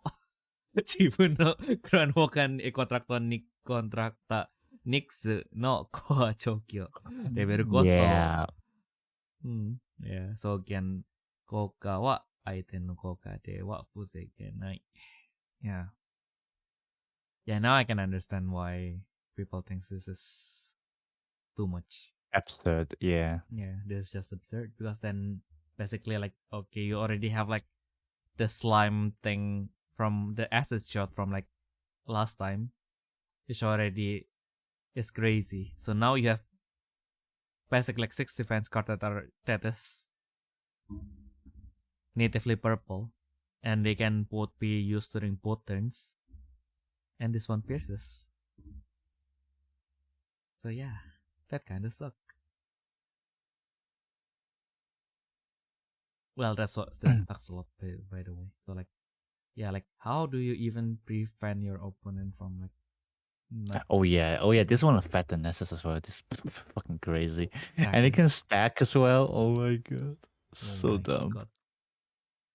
Yeah, like how do and also he can summon itself from the threshold, like unless you're playing Hermes, like how are you going to avoid this? You don't. Yeah, that's the neat part. And also like I think this is the one time where it kinda sucked that he didn't have any when summon effect. Because like if he has when summon effect that is mandatory, then that might be kind of like a balancing, like if the level 1, 2, 3 effect is actually kind of like a one, like when summon effect, like do that for the rest of the turn, I think it will be way more balanced in a way, just because it will be gone after the turn, and also then if you have like a Pharom or like you have a Mark 6, then you can kind of like avoid it. Because like I think that kind of like worth the hassle of like possibly getting counter. Because, yeah, like, true. Yeah, true. Yeah. Yeah. Yeah. Like, so the fact that it doesn't have a summon effect is actually stronger. Exactly. It's like how do you respond to this? I mean, to be fair, like the like +1 level cost effect should have been a summon effect. I feel like. Yeah. Like, or at least like once per turn same name, but when summon or attack. So like, okay, so like it's still going to be like really strong removal effect, but at least it has to be your turn in which it will be like really threatening, basically, right? Because they have to attack. But like this way, yeah, it's little bit too expressive unless your opponent also plays next. Then so if you're playing mirror, then that's the only time where it's basically like not going to be to your advantage. but still really strong. Cause then you're normal. But yeah, I guess like the thing is, if you play mirror, your opponent wouldn't have anything to protect themselves against Nyx anyway. So like the level 2-3 effect is kind of like doesn't really affect them. Yeah. But like then the level 1-3 effect will then be useless. So, but then again, I guess it's still still like a 1 cost for like a 2 symbols. So I guess that still kind of works in purple as well. So like yeah, I guess. Yeah, that's. I mean, yeah, it's still a double symbol beast stick, so you know. Yeah. Which can summon itself from basically everywhere. Oh god. But like yeah, I mean like in a mirror match, it's only like less useful, but still really strong. So like what? You can't even make him useless. Like yeah, I guess if you have Wild Callus, then his effect will be gone. But like at what cost? Like you need to pay like 3. I think like 3 at least to play Wild Callus. So like yeah, you already lost like 3 cores. So like how is that going to make your position better again? But yeah, we'll see. I mean, like, of course, like, it's going to be really oppressive, but we'll see. Also, the standard is coming soon, so this is going to. If you don't want to deal with this, just don't play Eternal. Which is a really sad thing to say because like, it's also kind of like the thing with Vanguard. If you play premium, there's this thing called Gredora, which basically just straight up just shut down one of your column basically. It's just kind of sad. If you don't want to face against that, then basically just don't play premium or just get good. And then in the end, Gredora got limited, so like it's better now. Kind of position in which I mean like they kind of have to do things a little bit more. Like they have to kind of like consider more when they stop you from like using your board basically. It's not as mindless as the previous one where they just can pop, pop. Yeah, they just can pop out every time and then your opponent cannot use their board. So you're just playing by yourself. So unless you're playing a 1-man army deck, then you are not playing basically. Right. Yeah. But then we also have like the Rebirth of Legends stuff. Now we have the Izanagi Izanami finally making their comeback. Oh god, this is so good. What the fuck? Right? Like this is the one time where I read the effect and then it was like, this feels very vanilla, but this also a really strong vanilla. When like the more I read that, the worse it gets. My god. So first of all, this text is treated as the original Izanagi Izanami, while this card on your field. So basically, all your old effects, every single one, will work with them. And then, if this particular Nexus is not brave to anything, all of your opponent's card that has 5 or less costs, you cannot affect this Nexus. Yeah, basically fuck Shinji. Yeah, exactly. So Shinji cannot affect it. It cannot be cut break. It cannot have its Blue world symbol. Yeah, it cannot be wiped with blue. With blue deity is 6 cost, right? Yeah, blue world, but blue world is gone. Blue world, yeah. What? Blue world is like wiping cost. What are you talking about? No. The blue deity, right? No, the B side, I mean. Well, the B side is cost 6, yeah, but the A side is still wiping cost. Yeah. So the wiping cost doesn't work, yeah. Yeah, it doesn't work because it's cost 3, yeah. And then it cannot, the field magic will then wipe its symbols. What else? Like, yeah, basically most of your stuff that.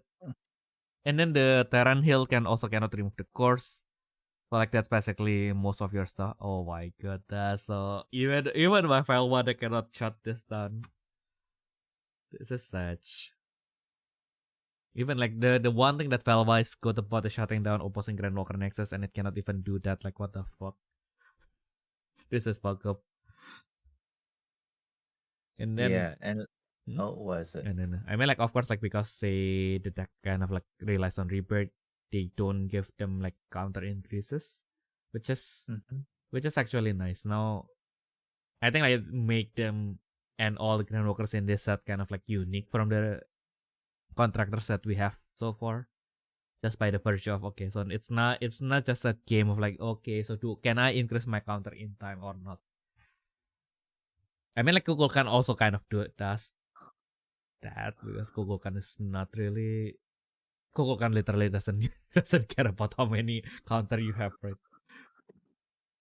Like, but then of all the simple effects that they can give you, is they just give you, like, if you rebirth at least twice, which in Izanagi Izanami I think is not that hard, you can just straight up salvage one or summon one from your hand or trash.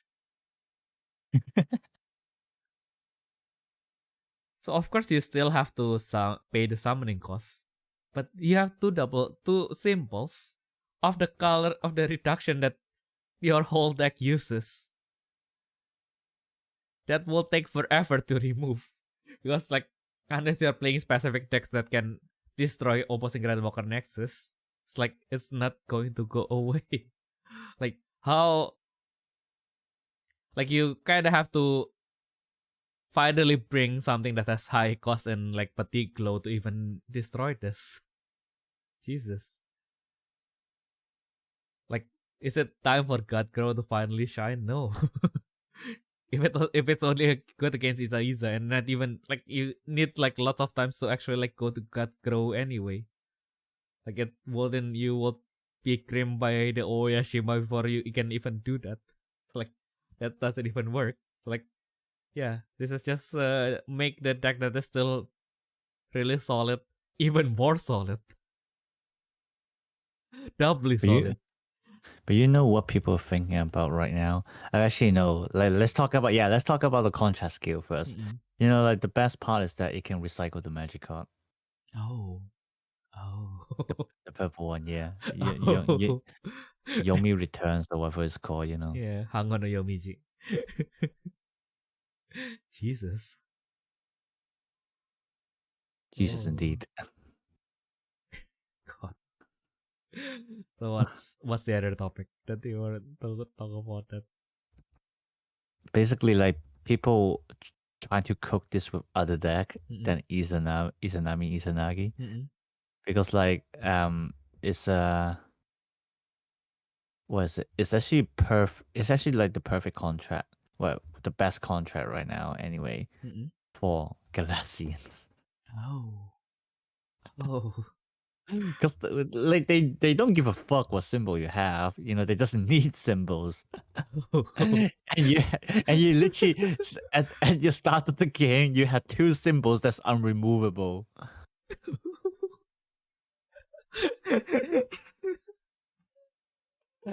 Okay, now I'm invested in this thing. You mentioned Galaxian, now I'm invested in this thing. Fine.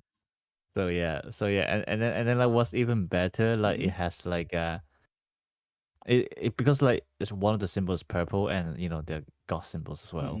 So there's already 2 reductions for Eternal Bond bashing down as well. Oh.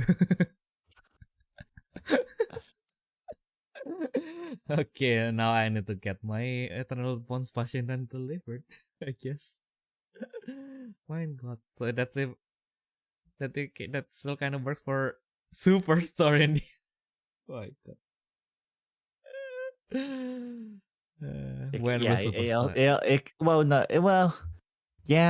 No, I mean, no, it depends on how you want to see it, I guess. Because, like, in Superstar, then, like, you know, the green symbol is useless, and like they don't really play around with god symbols, so yeah, true.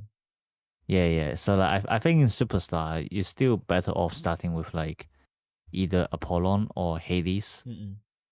Because, with Hades, at least you can also use Hades Disaster and stuff like that. And with Apollon, obviously, because it charges with the deck as well. So, So yeah, I think those two are still better than Izanagi and Izanami for Superstar. But then yeah, for Galatians it's a different topic. And then people are legit trying to cook purple green good stuff now. Oh. Yeah, I think that's already basically a thing. So the solidifies.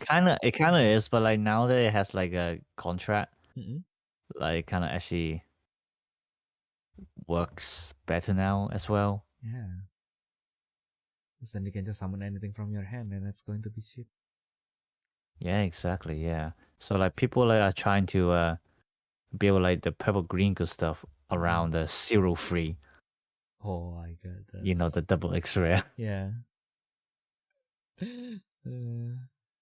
Just change it. Just change it into a green world. Yeah. Yay. Corvus everything. Like it's nobody's business.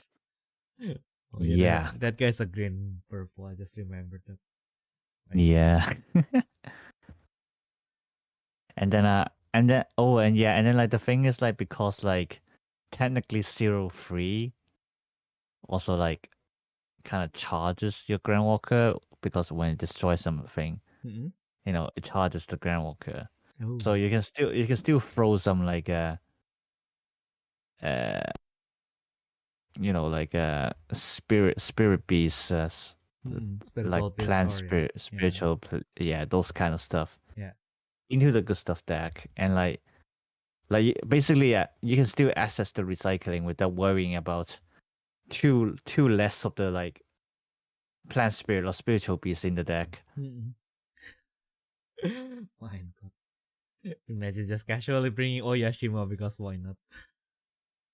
I mean, you might as well, to be fair. Yeah, it's the Corvus too, and then if you get a second copy, you get the life burn as well because why not? Yeah, that actually can work, and then you get you rebirth, and then you get you now have like a purple spirit that is cost 8, so you can rebirth to basically anything. Yeah, Oyashima actually works really well in that concept. What the fuck?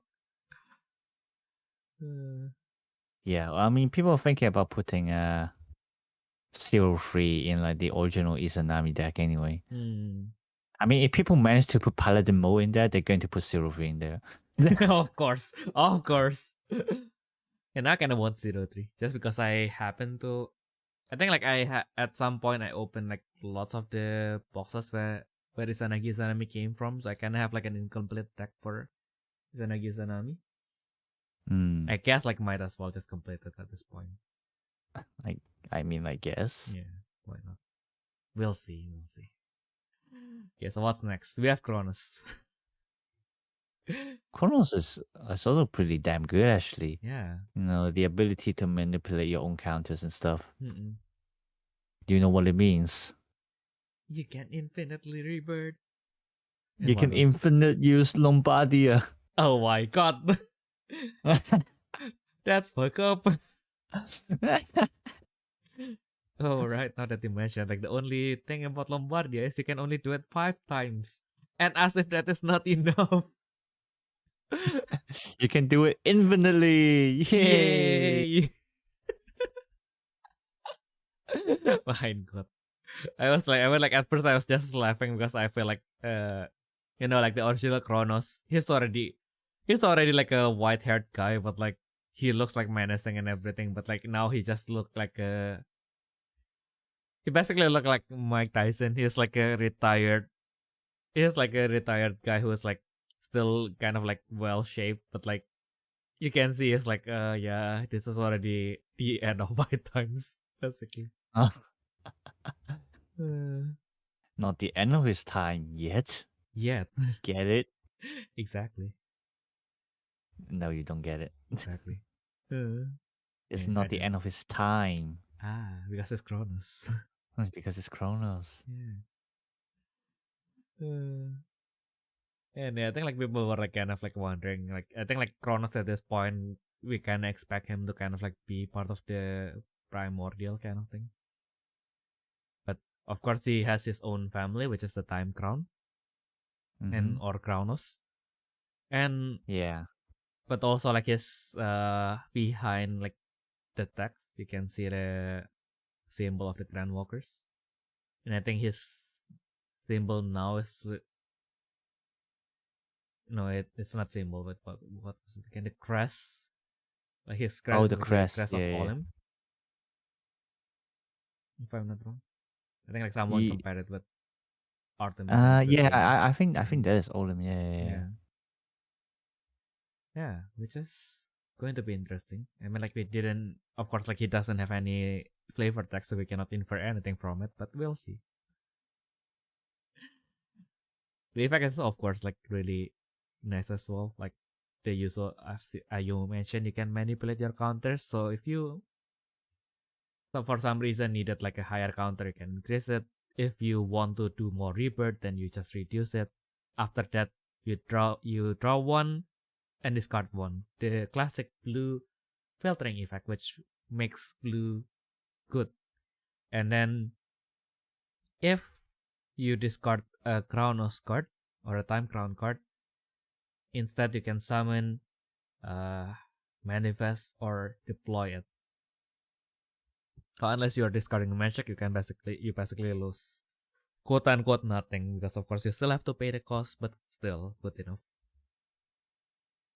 And then the contract field, once per turn, if you perform a summon, manifest, or rebirth of a Crown of Spirit or Nexus, refresh one of your. You can refresh one of your spirit. So this is a soft once per turn, and you can choose the timing. You can for stack the it. Yeah. Oh yeah. So if your tank got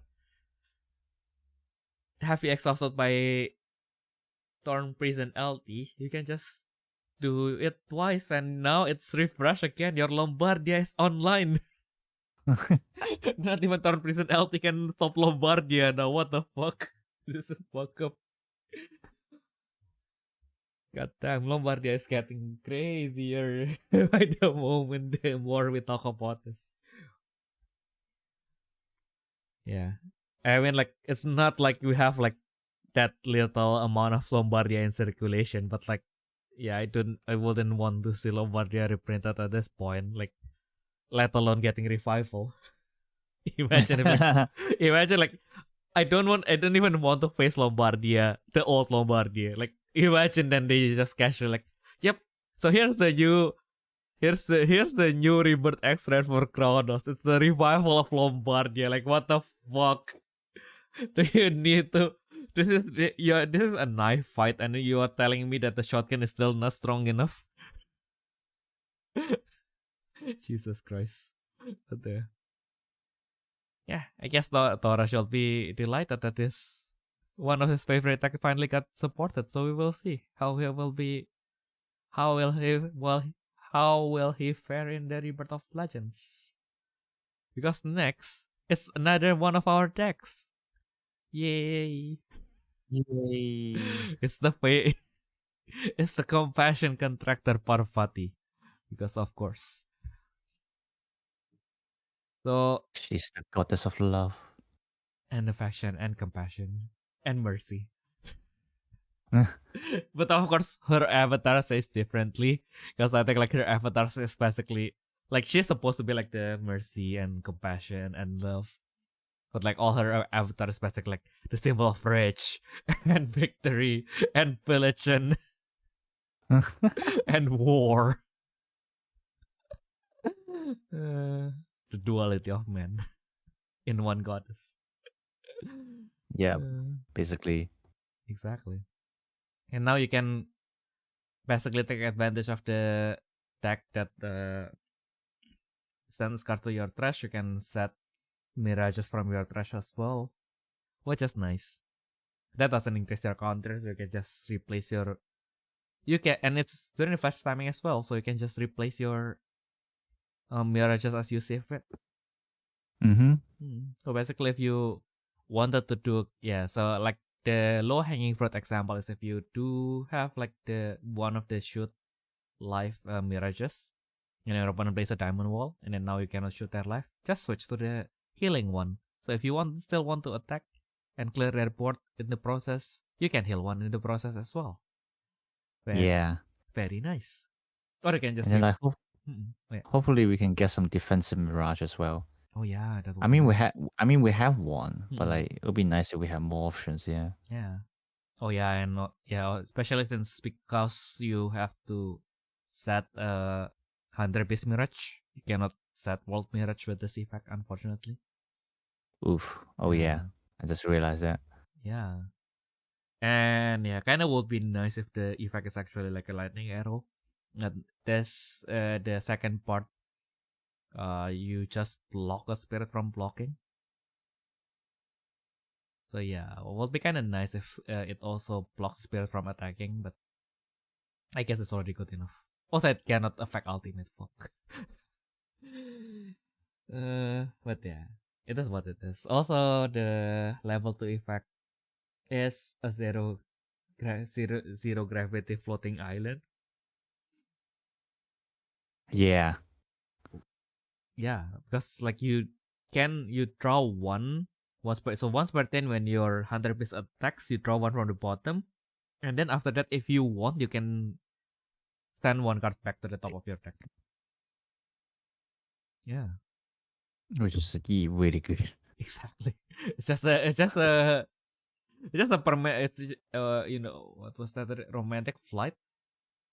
It's not a soul refrain. No, a soul refrain. Yeah, it's a soul refrain. that is kind of hard to remove. Yeah, so because you rebirth once and then you can use this infinitely. I think like even if you use like something like Ambika, which rebirths when attacks, then you can still kind of use it. Yeah, exactly. Yeah. Because unlike in Saga, the condition is checked during resolution. So like you attack with something and then you rebirth it, then you activate this effect. Now it is at level 2, so you can use the effect basically. Yeah. So if you didn't know that, now you know. But yeah, sure looks really nice. I mean, like I know it's going to be a hard ask, but I kind of wish that for the secrets they would give us like the alternate artwork where she is with Shiva. That would be nice. Hopefully, yeah. If that's the case, that would be really nice. But it's probably going to be hard ask. It's going to be like the border list as usual. We'll see. I mean, what was it? I think it was 41. They actually gave some good artworks as well, didn't they? Yeah, I suppose so. We are expecting a lot, and I please fulfill that. Thank you. And then we have, of course, the dual blade fighter Darkness Griffin, which for the longest time, because of its color scheme, I thought it's a purple card. But then I said that out loud to myself, and then I realized that doesn't make sense because although Darkness Griffin is a white spirit, it started with a purple rush. So like it's basically a purple spirit on its own. Like turning it into purple literally doesn't make sense because it doesn't really work with how the direction that I think alternative wants to take, in which like why Mistral Pit is white and also the Siegfried that we saw earlier is purple. Yeah. And I think it can be quite a generic card as well. Yeah, oh no, definitely. Like people are really thinking of how to abuse it right now. Oh yeah, of course. I mean, like I'm with my small brain already like, hey, this will be really nice in Parvati as well. It's basically because like at that point you basically like oh yeah. Not even like basically if you just do like lots of rebirth. Do a lot of like not even lots of rebirth, like the Grand Walker Nexus only the condition only reduces the counter requirement. So like if your deck increases counter a lot anyway, basically it's a card that for one cost can remove any opposing spirit that has 20,000 or lower BP. Because if your counter is 6 or more, this effect cannot be prevented by effects that doesn't have armor in its name. So it cannot affect ultimate, but given now the only ultimate that you kind of have to worry about is probably Satyr. No, and Javad. Yeah, and Javad. The only those two. So maybe it's going to work. Maybe it's already good enough. I mean, there's gonna be like this. I mean, the decks are. Excuse me. The decks are gonna have some cards that deal with ultimates anyway. So yeah, true.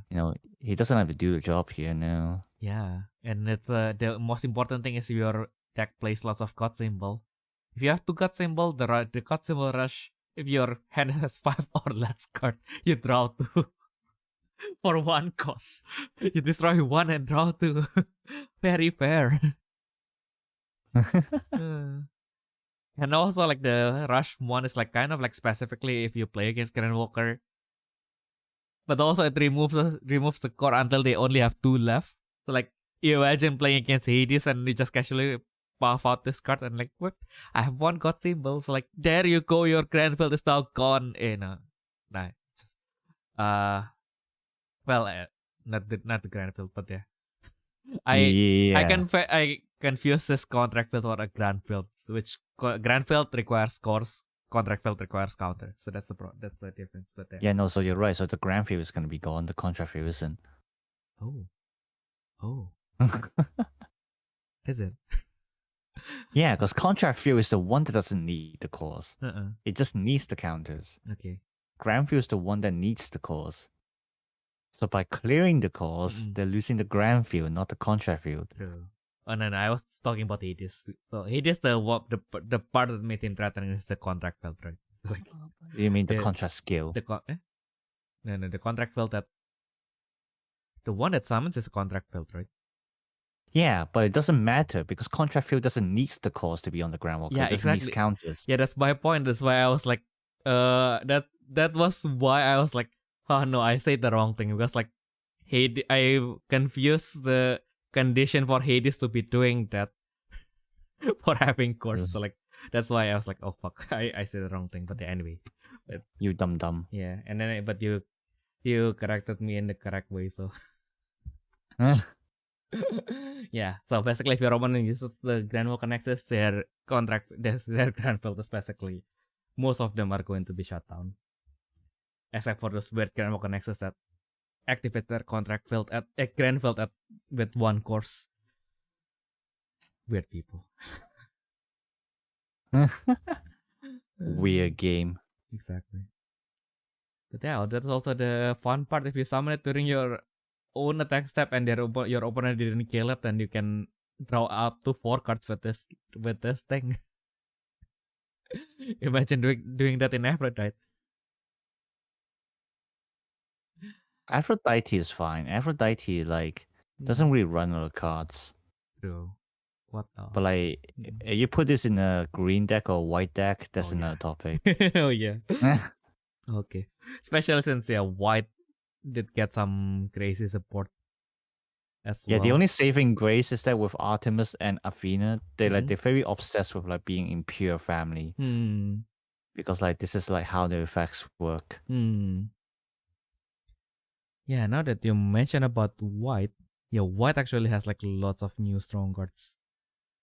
And realize that some of them are not in my folder yet, so I'll have to add them as we speak. Because like the one that I was like most not the most, but like kind of like had the reaction to is the new Momose Yuki. Oh my god, that one's so good. I know, right? It's kind of like it can like Shiratori Yu is already good enough. Yeah, you can summon anything that's cost 5 or less. Exactly. So Spirit Ultimate Brave. All of them works, yeah. And then they give us something like this. Wait, what is it? Yeah, I cannot find the Yuki, but like I found this that is really good with Yuki. The just keep on the chain summon, baby. Keep on the chain summon. Yeah, boy.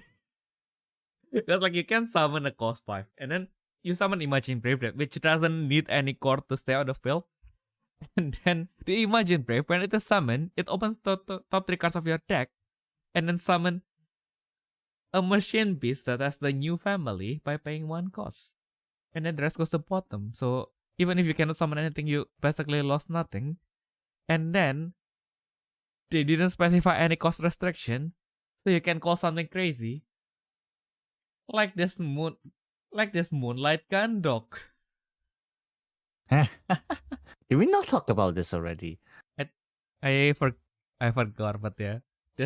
I mean like I can't remember as well, but like this card is crazy, bro. Yeah, this card is super crazy. It's like for exactly 1 core you get to draw to in white. And that is not even a draw by effect because like technically it's your draw step and it's modifying the number of cards you draw. So like okay, so you get the free draw 2 that your opponent cannot interact with. Like what the fuck? It's not even a when summon effect by the way. It's a trigger effect at the end of your attack step. And then also because it's repeating your draw step, that means if you have any effects in draw step or refresh step, you get to activate them as well. Jesus. Oh my god.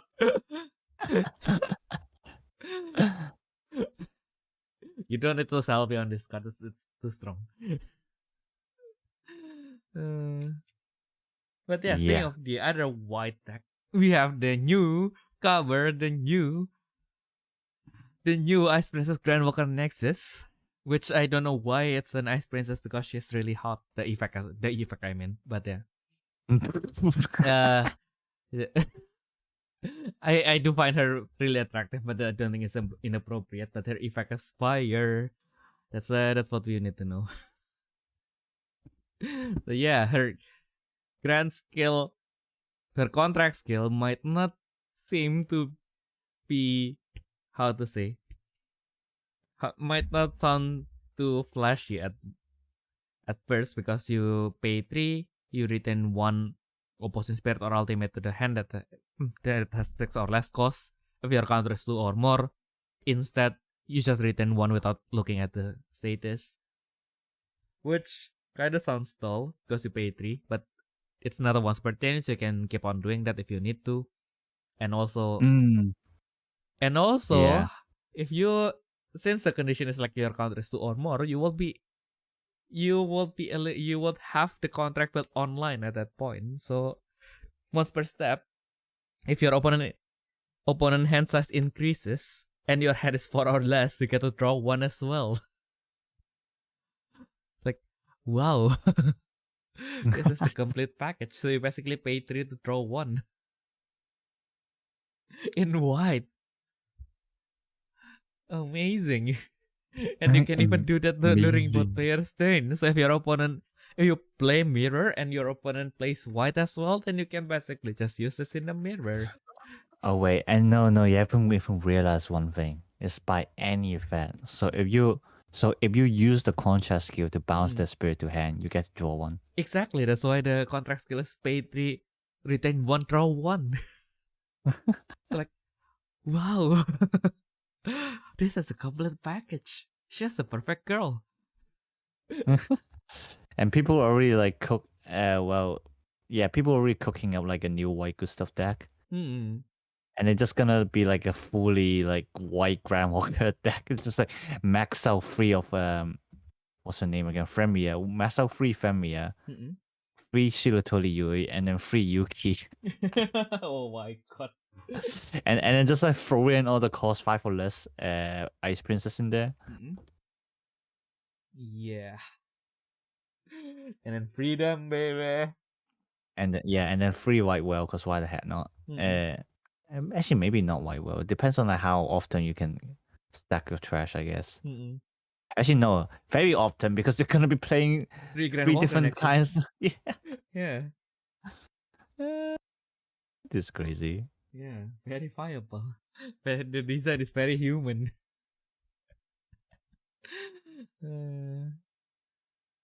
But yeah, I'm also looking forward to the lore. Hopefully, Just like Vina will get the Yeah, as well. hopefully get an introduction who Fremia is. Yeah, that'll be cool. Yeah, because especially since she is part of Uru, finally we have an Uru Grandwalker. After 10,000 years, we finally have an Uru Grandwalker again. Yay! And also she's... yeah, it also means Ulu is going to be relevant in the lore again. Oh yeah, finally. Finally, we're going to meet Alex and Lolo again. It's been a long time. It's been a long time. Imagine if Lolo's effect is just permanently. If this card is your contract, you can bring like any Uru contractor. Nah, that'll be crazy. It's going to be a ruling nightmare as well. Yeah. But yeah, she also has her level 2 effect is a once per turn. She has an origin or primal, so like you can bring 3 and then it will work with your old searchers as well. This is nice. And Vina is reprinted in this set as well, so you basically have the complete package already. Yeah.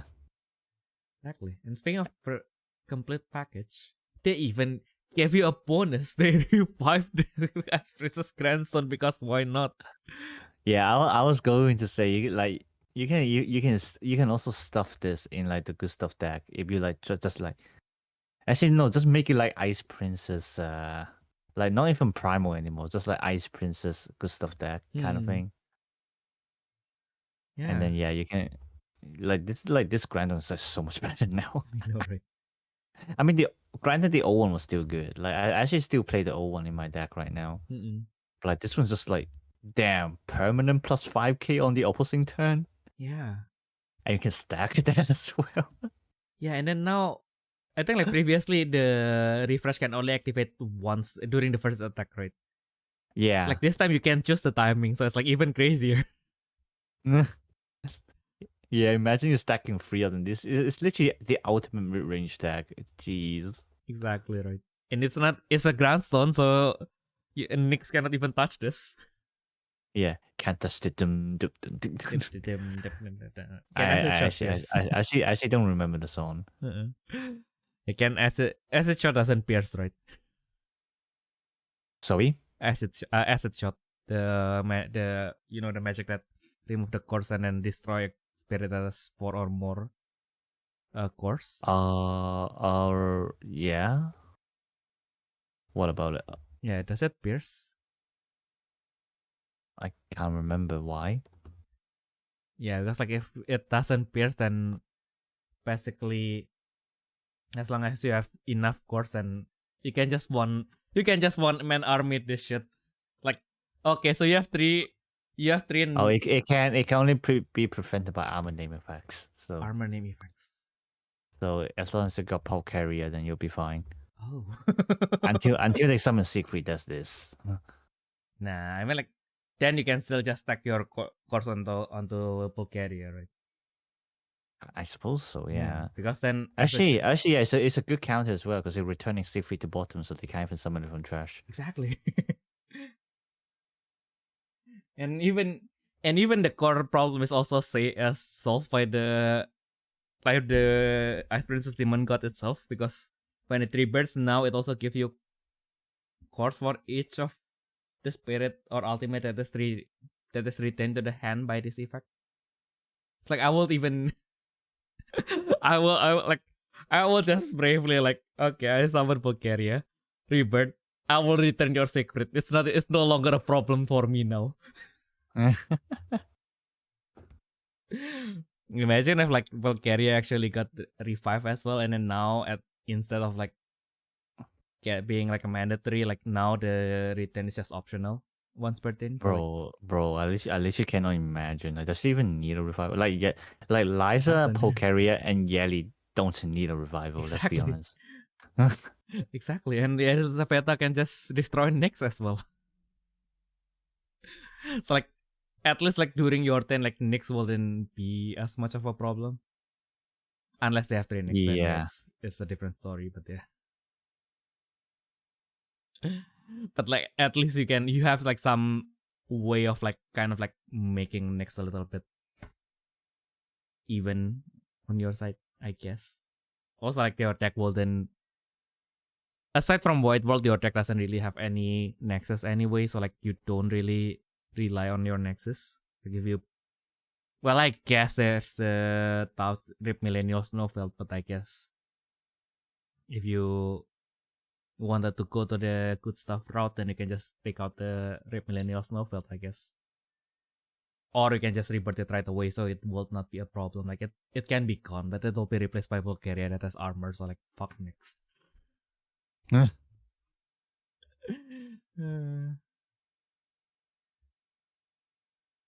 Yeah, what next? We have the Annihilation Demon God Nephilim. My God, that looks so good. I know. Like the effect is actually so good. I know, right? It's like it's literally what the deck needs as well. So I'm not gonna complain. Yeah. But like, there's nothing to complain about. Exactly, and it's also like, I think like I made the. Have I made the meme where like, I mean like the meme image in which like every time a new demon god got introduced, like the like the cry of the artificial dragon demon god got louder and louder. Because this has a purpose. It is to support your Aerial. Yeah. Yeah, and this spirit does not like, yeah, the brave. If you brave to two spirits, two braves, then it's unaffected by opposing spirit effect. So basically, if your opponent somehow like doesn't have enough core to bring Siegfried to level 2, then fuck Siegfried. Like, I don't know what's that condition, because you're playing yellow, you're not exactly removing that force, but what is it? What is yeah, I think Aphria is one attack, right? It also like treats the spirits at level 1 anyway. Oh. Let's see. During this turn, so like even if they summon Siegfried mid attack, then like okay. it still doesn't matter. Yeah. It's like, oh, okay. Yeah, I mean Siegfried is still really crazy, don't get me wrong, but I guess like I can now, the more we see like the other cards, I think I can understand why they decided to make it that strong. Plus again, it's purple. Like it always says like all the nice stuff, but like in the end, like you never, like if you are not careful with it, you will never have like enough cards to play everything. So like, yeah, it's kind of like a deck that has like a high skill floor, I guess. I mean, I think purple decks in general has like a pretty high ceiling. Yeah. Hera is like kind of okay. Yeah, to be fair, Hera does have a high ceiling as well, but like it's like kind of like a slightly different kind. Yeah, I think. just like it took me a while to figure out Hera as well. You know, right? And like I think like also like the problem with Hera, or like more like Ogre Wizard, is that like they are like Bandai's deliberately making them lack something. You know, for example, they actually lack the ability to remove Nessuses, except for Russia, which is like at 1 copy. So yeah, so like when people are facing Hera, you know, they just have to get ready for their 1 copy of Russia, and like they'll be fine. So like, you know, your deck is pretty much the same as like having no Nessus removal at all, because like people just like get ready for it, you know. Yeah. Oh my god. And even worse, like this demon god returns stuff to the bottom deck, so like it also removes Siegfried, so like, oh. Even better. Even better. Yeah. And it activates twice. So like you have to have 40,000 BP. You have to have like at least 41,000 BP to survive this. What the fuck?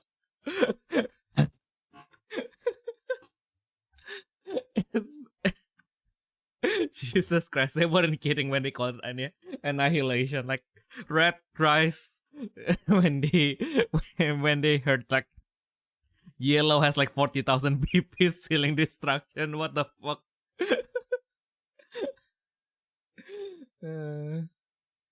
Yeah. I mean, like I know the condition is like fucking harsh. Like it has to be cost 8, but like still, this is like this is absolute cinema. This is like this is like actually like the well, I wouldn't say the correct way, but it's a good way to kind of like make like a high cost high reward effect because like you have to pay like 8 or you have to use special effects to kind of like summon it for cheaper. But then if you do, you still need a high spirit, and then you got rewarded for it, in which you can either destroy 4 targets with 20,000 or lower BP, or 2 targets with 40,000 or lower BP. You can do 3, by the way. Jesus. And also a bonus that if you equip it to Avril, she also gets protection from spirit effects as well.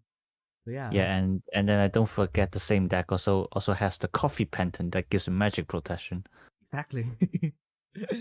So yeah, fuck Siegfried. Fuck Siegfried indeed. Twice. And then of course, we are not done yet because we still have to imagine it, Angelia Mifile. Yo, I thought like, why the fuck did they introduce Imagine It at this point? But now every time I see like a new Imagine It card, it's like, wow, this is like Christmas. Once in a year. I mean, like, was it like the first event is totally a counter to Gekiha. Exactly. It's like so funny. Like Panda's like, shit, Gekiha's too strong, and we cannot ban too many cards. So Yep. we're gonna make we're gonna make everything counter it. Yeah. And also Galaxian. We just talk about like, yeah, Galaxian can finally came back up. Nope. well, not the Astral Blazer one anyway, but yeah, the the one with Grand one. Walker-Dan. The one with Grand Walker-Dan can still come back for sure. Yeah. Oh yeah, because that one you can just yeah. I still feel it in my bones whenever my opponent like, especially Hydian, like whenever he casually turn 3 just summon areas, release. Fuck man. Area stand is fucking madness. What the fuck? What do you mean now? I can't summon anything. I cannot move my course and I cannot summon anything refresh. Like what the fuck? Not very fair. And it's the Cossacks with high BP, so like how do I remove this? And then while they're locking you effect, they're literally gaining 2 cores every turn. Exactly. This is fuck up. Why didn't more like God Success put areas then in their deck is kind of like interesting as well. Like they would have like that with 10 Mao, which will probably be a 6-colored contractor. It will be exacerbated by this. What the fuck?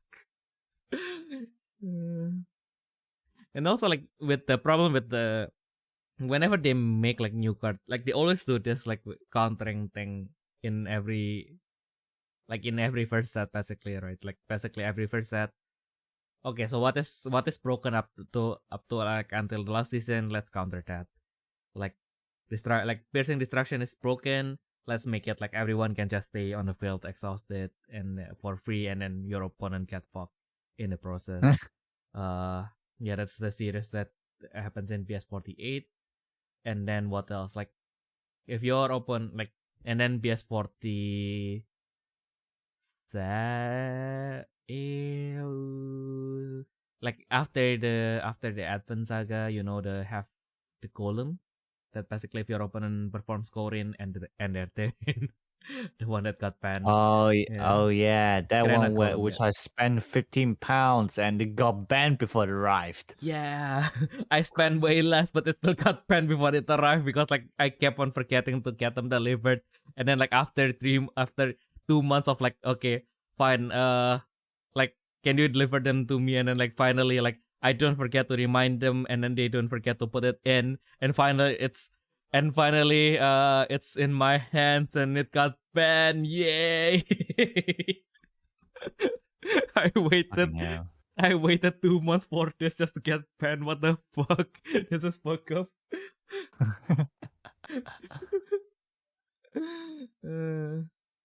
And then what else? But yeah, the thing about those cards is usually like it's their sole purpose is to counter the previous broken stuff basically. But there's one meanwhile is a cost 3 that when it's summoned, you can open the top 3 cards of your deck and then look for one Imaginate, including herself, and one Imagine or a Sword Blade Brave to your hand or to your open zone. So like, yeah, this will be good either way. And if your deck still kind of uses one of those Braves, you can just bring her and it will still do something. And it will send things to the bottom of the deck. So if you're playing yellow, you can still get them back. My God. Yeah. But this is certainly something that's really interesting. And even like in some decks that plays with their open zone is still good enough to kind of like get them to reduce one. Hey, get yourself like one protection, so like an extra diamond wall revival basically.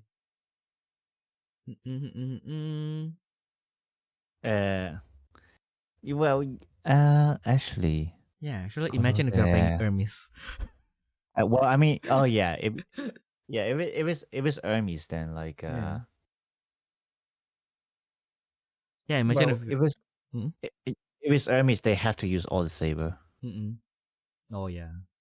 Yeah, but Hermes don't really have a lot of life burn anyway, so yeah, doesn't really matter to them. Yeah, this is literally just to counter Gekida. No. I don't. I mean the other way around. The other way around. So if you have play Hermes and you are struggling against Kekiha, you can tag her in. And then I mean like even if you are not playing against Kekiha, right? Like most decks will employ like a diamond wall anyway. It's like if you are lucky, then you can just drop and their main color and then the diamond wall, and then they have to life burn you like at least 3 at once to actually like get past you.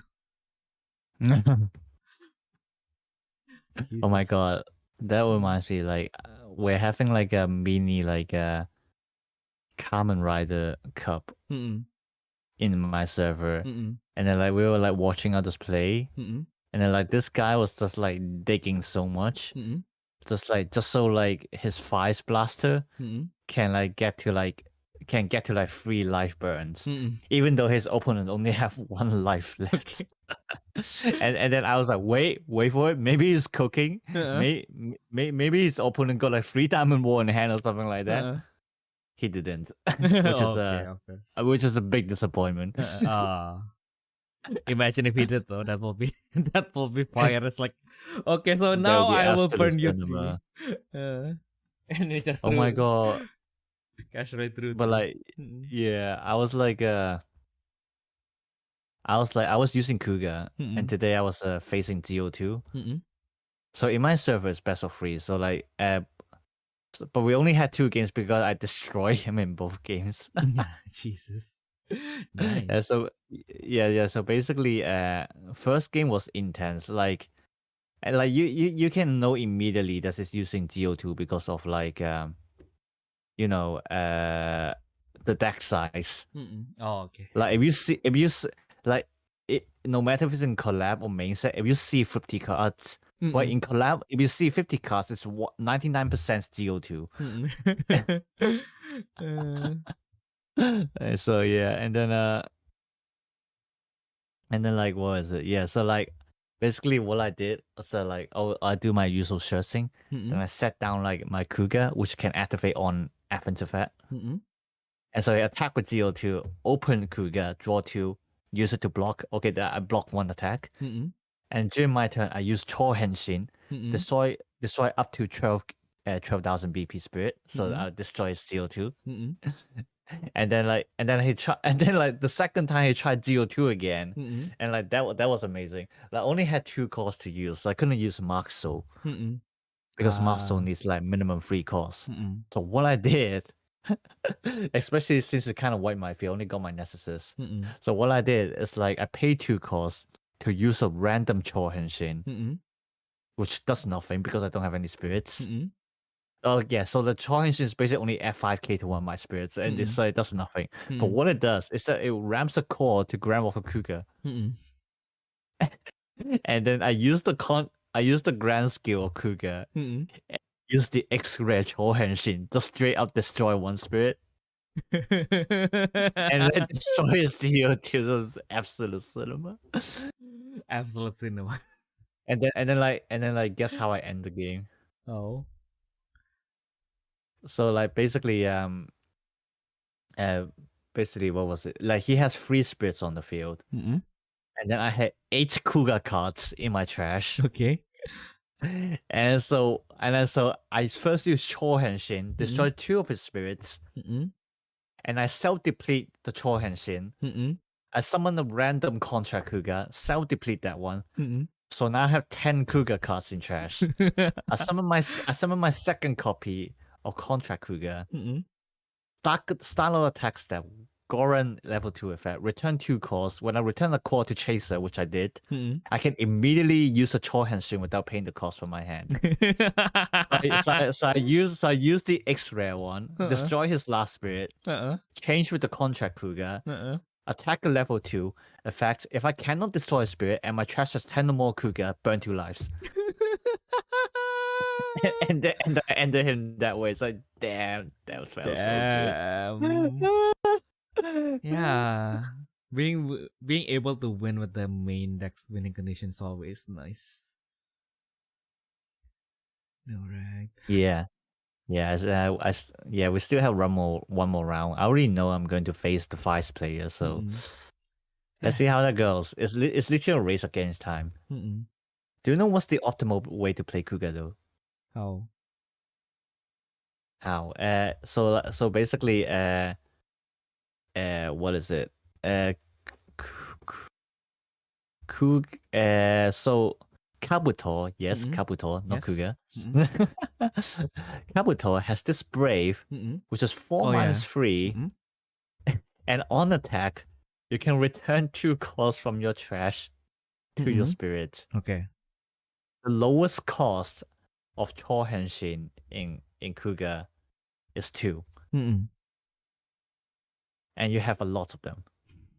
So basically, your win con is to summon this contract Kuga, or really just any Kuga in general.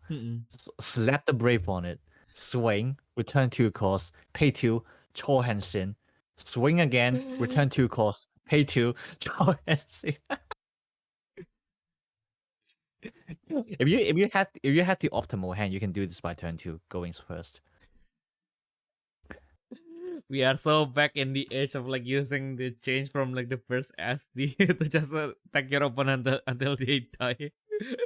But now it's even worse. My God. Oh yeah, that felt so good. I managed to do it once. Damn. Yeah, like I don't know why. I think it's just like the play style, but like somehow I really like Kuga's play style. For whatever reason, I don't know. Like I think it's just like the mindset of like I want to make the bad decks good. Because like obviously like before the newer support, Kuga's is like really bad. But like that was why I tried making it good. So like back in the days, what I did is like I just stuff like free Wet World, and then a free Seas Glory into the deck. Oh my God. Okay. And just try to do like a one punch. Of course. But yeah, obviously now I don't have to do that. But I don't know. Like the deck still interests me quite a lot. I suppose I just quite like the Chou Henshin mechanic. I think. I don't know. Somehow I just really like Kuga. For whatever reason. To be fair, his design is pretty sick as well. Oh yeah, of course. It's the one. Yeah, I think my favorite design is still Kiva, but like Kiva's deck is just like I mean, maybe it's about trying to make it good again, but yeah. We'll see. Only time will tell. Only time will tell. What the hell?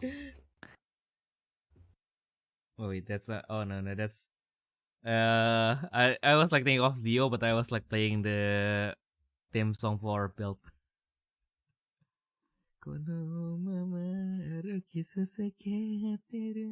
Oh yeah, and then another Southeast Asian pride thing. It's the singer for. Okay, let me fact check this before I wait, Beverly, be the one. Be the one, be the one.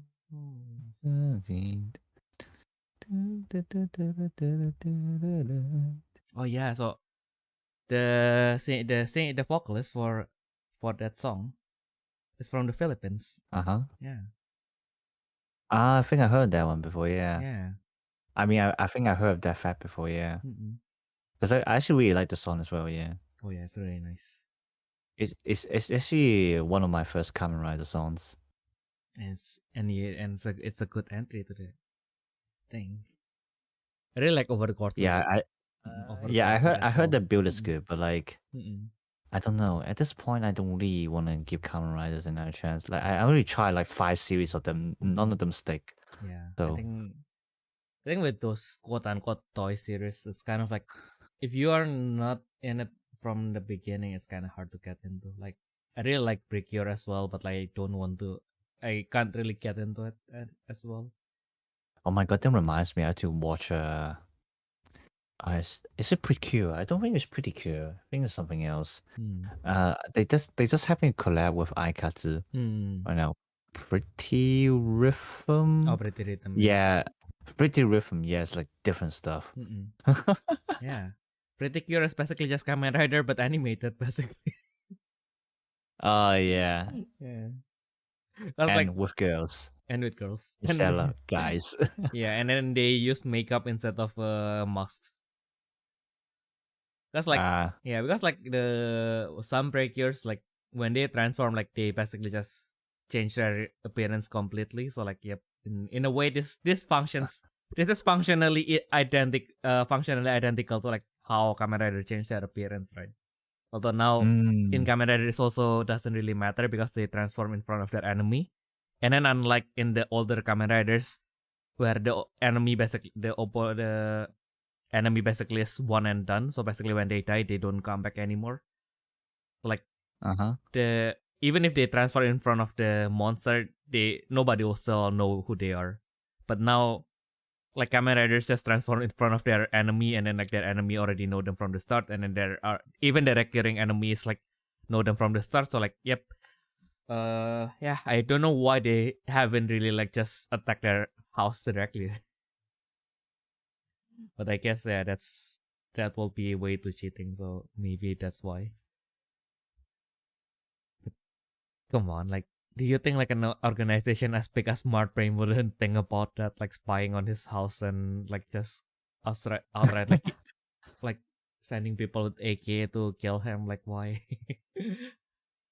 But yeah, that's probably why like it's kind of hard to get into like other kids series because like you kind of have to suspend lots of disbelief to enjoy like one show. So, like when you go to other shows and then there are more stuff that you kind of have to suspend your disbelief for, then it's kind of like this is too much effort. Yeah, it's like unfortunately I feel like there are quite a lot of like ridiculous things that like I just cannot accept as a writer. So it's like yeah, sometimes not even as a writer. It's more into like even just to enjoy like, especially since like Kamen Rider have lots of nostalgia, right? Which is why I don't know why I can't really get into like the modern Ultraman and like the Super Sentai, because I do have like some degree of nostalgia with them as well. But I guess no same, yeah. I don't know, I just feel like with Ultraman it's like they making it sound a lot more casual right now in a sense.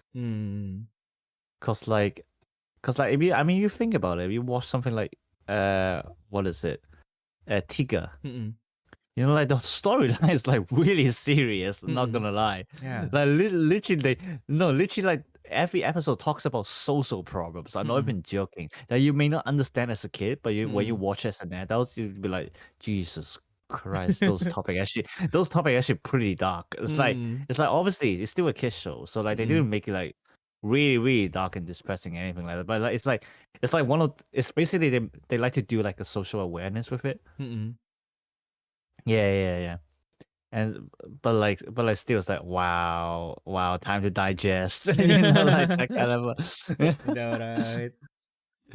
this is the world we're living in right now. Where's our Tiga? Yeah, and then like back then probably also because like Tiga was my first one, so like whenever he got like cornered, I was like, will he survive? Like there's that newfound like, because I don't have any preconceived like information on how the things will turn out, and then like you see like Tiga struggling, and then like oh no, he's going to lose. But like now you know the the whole show hinges on the Ultraman surviving, so like yeah, he's going to do some asphalt to get out of this, isn't he? So like yeah, and like I don't know. Also like I mean like Gino also like has the same problem, right? Like because I always like whenever I rewatch like some Kamen Rider clips, I will always share it to him, and then he was like always like, yeah, I tried to watch it and I feel like it's too cartoonish. It feels like jarring to see like real actors like making like cartoony, like doing stuff that is cartoony. Yeah, I get what he means as well. Mm. Yeah. Yeah, Oh so my god, it's just that's the vibe. literally me. That's Mm. literally me with Aikatsu Planet. Like, Oh oh yeah. my god, Oh yeah. it's like. Actually, I actually don't know what is the age of the actors, but like, fuck, I just break a glass. Oh, oh no. It's okay, Okay. fix it. Okay. But like, what was it? But like, I actually don't know the exact age. Mm-mm. But like, I feel like there's still gonna be in like 20s or something like that. Yeah, And they. then and then like they're trying to act all cutesy about things Uh, like, oh god, oh I cannot watch this. It's like I know, right? and then like the storyline itself isn't exactly the best anyway. Mm-mm. Yeah, I mean like that's probably why like to some degree like I feel like Kamen Rider to some extent like they are still really cartoony, right? But like at least they don't really, I mean like they, although their characters are really cartoony, but like at the very least they don't go too deep into that. Like as in their hairstyle is generally like hairstyle that for the most part you can find in like the real world, and then they don't like always repeat their catchphrase and everything. Well, some of them do, and they rightfully so. Like people don't really like them either. But yeah, I feel like it's more intense in like the other series, like Super Sentai and Ultraman. Like I tried to watch one of the Ultraman, and I was like, oh my god, this character is so archetypal that I think like my English sounds like a dictionary at this point whenever I want to describe what's happening on the screen. Also, it's kind of jarring me also because like the thing about Ultraman, they don't talk, right? Because they are supposed to. Well, Most of they them, used to not. yeah. Yeah. And then like yeah, so now you have some like Ultraman Z that also like actively talks, but like I forgot which series was it that I watched. I think it's either Orb or like some like the one before Orb, but like Zero. Zero probably. Yeah. Yeah, I forgot which one I watched, but like it feels jarring because like the main character was so like cartoony and like anime, kind of like animated character. I mean like animated as in his expression, right? And then he turns into the Ultraman, and then he just went silent. Huh. Oh. I mean like with Tiga again with Tiga, right? Like when he transforms, like although like he's also silent as Tiga, but like the vibe is still there. Like the vibe doesn't change from when he's still a person and when he is Tiga. But like True. Yeah. Now that you say it, yeah, I can see that. Yeah. yeah, It's like what is his name? I was about to say Daiko, yeah, but Daiko Daigo. is like carrot. Is Yeah, it? I think Daigo. Is it? Yeah, Ultraman Okay. Tiga. Or is it Daisuke? I actually don't know. Okay, so who is the medium for Ultraman Tiga? Evolution, Gods, voice actors, latest appearance, ancient times, Ultraman Tiga. Okay. Got this past this Daigo Madoka, yeah. Oh, it's actually Daigo. It's actually Daigo. Daigo. Yeah, Daigo. Because I was thinking Daiko. Yeah, no. which is like carrots. Nope. Which is like white carrots. No. Yeah, Daigo. Yeah. Okay, yeah, now I remember it now. Yeah. But yeah, I mean, like I understand like so lots of people still enjoy them regardless, but I guess that's also another factor of like, yeah, I guess for me it's not really just a matter of nostalgia, but also because I immersed for it for a way longer, because like I stopped like watching Ultraman because like they don't really show like the new Ultramans and the new Super Sentai on the TV. I think like when I was in high school. Yeah. But then when I got to university, like some of my friends kind of like reintroduced me to Decade, and then from Decade I kind of like watch the previous series. Although there are lots of that I haven't watched yet. I can't get to every single one. I think I stopped watching Ghost like pretty early. The other ones I kind of just watch until like episode 30, and then I watch like the final episodes. So like I didn't really know what happens between like episode 35 and 49, but like I know like generally what's happening kind of thing. So I'm not a real fan. I'm just a normal fan. But I guess that kind of helps to kind of like keeps the Kamen Rider franchise in my head both fresh and familiar. Yeah, I mean, not fresh and familiar. So like it's a nostalgic and familiar, but the other ones are just nostalgic. So it's like I have like this idealized kind of like picture in my head that I had from Tiga and Ranger and Ranger. Like, okay, so like Super Sentai is supposed to be like this, Ultraman is supposed to be like this, and then because I don't see like kind of like the changes that they do over the years, when I came back it feels like, okay, so now it's just completely different, and I don't understand like what's the process of us like getting through here. But like with Kamen Rider, because I was able to kind of like see, okay, so now this is Kuga, this is Agito, this is the change of direction that they do. Okay, so now this is why the new well, it's not this is why, but like this is how like the new Kamen Rider is kind of like this. Cause like I think like Agito is like the first one where they like extensively like use the CG on everything, and then oh really? Oh yeah, I think so. Yeah. Cause like Kuga still uses lots and lots of practical effects, and then yeah, like all the big fire and everything. Yeah. That's why it's fucking amazing. Hot. That's hot. Yeah, literally.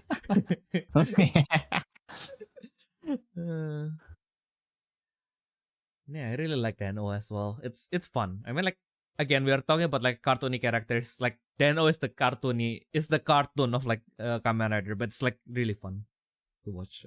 Is it a cartoon of Kamen Rider? Interesting. Yeah, I mean, like I think like the vibe was supposed to be like really light. That's why you know like the their final form is like actually kind of like quote unquote the weakest, because the liner form. Yeah, the liner form is actually not. The liner is actually the final form.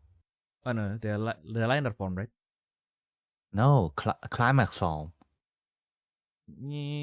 So wait, okay. So here's the thing. So climax form is stronger, but liner form is like it came out after, because afterwards, I think like they have to deal into timelines that where the imagines cannot manifest.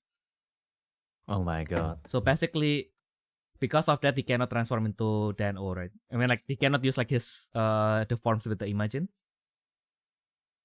Right. Yeah, and then like basically like Ryotaro was fighting by himself with the platform, which is like basically has fucking zero power whatsoever.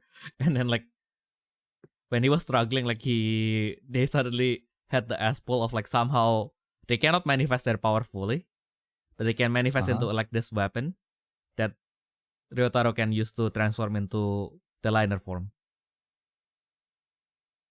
So like generally speaking, like as a final form, like climax form is way stronger. And it's the one that got upgraded in the movies and everything. But like right. yeah. So but then liner is like the final form, but it's not the strongest one. Kind of, yeah. It's more into like the form that they had to take because they cannot go into climax form. Also, like the other part on why climax liner form is weaker is not by the base power. So like the base power, I don't know which one is actually stronger, but like it's also weaker by the virtue of like when. So the thing about the NO is like why they have like the Imagine as Braves. It's because like they took over Ryotaro's body and then they transform into their respective forms. Like Momotaro's usually would only transform into sword form and so on and so on. And then so basically they are the one who controls his body so that they can fight. And then they know how to fight. I can imagine that, yeah. Yeah. But like in liner form, because they cannot possess him, so he suck. Because he never fought by himself.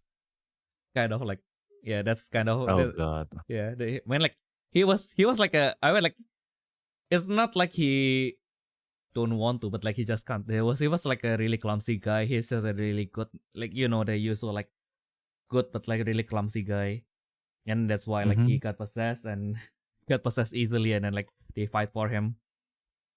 But now he has to fight by himself. So like, yeah, lots of moments in Dano is just kind of like engineered to make you cry. Like, oh my god, this fighting by himself, but like then his friends comes, and with the power of friendship he finally can somewhat fight by himself, but not really. That's why it's like the liner form's final attack is kind of like it's also kind of to make things easier. So basically he just kind of like merge with the 10 liner and then just dash into his opponent in a straight line and then slash up. So of course then you will ask, right, like what the fuck will happen if your opponent just dodges? And they did that in Camera Decade. So like Camera Decade, when he turned into complete form, he can summon like one of the final forms, right? Yeah. And then he summoned the liner form. He used the final attack, and then his opponent just dodges. That answers the question.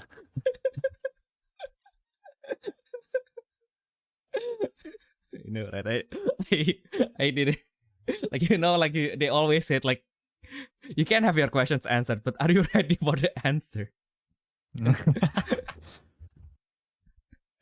Yeah, that was a moment where I finally got my lessons. Okay, so maybe I don't want all of my questions answered.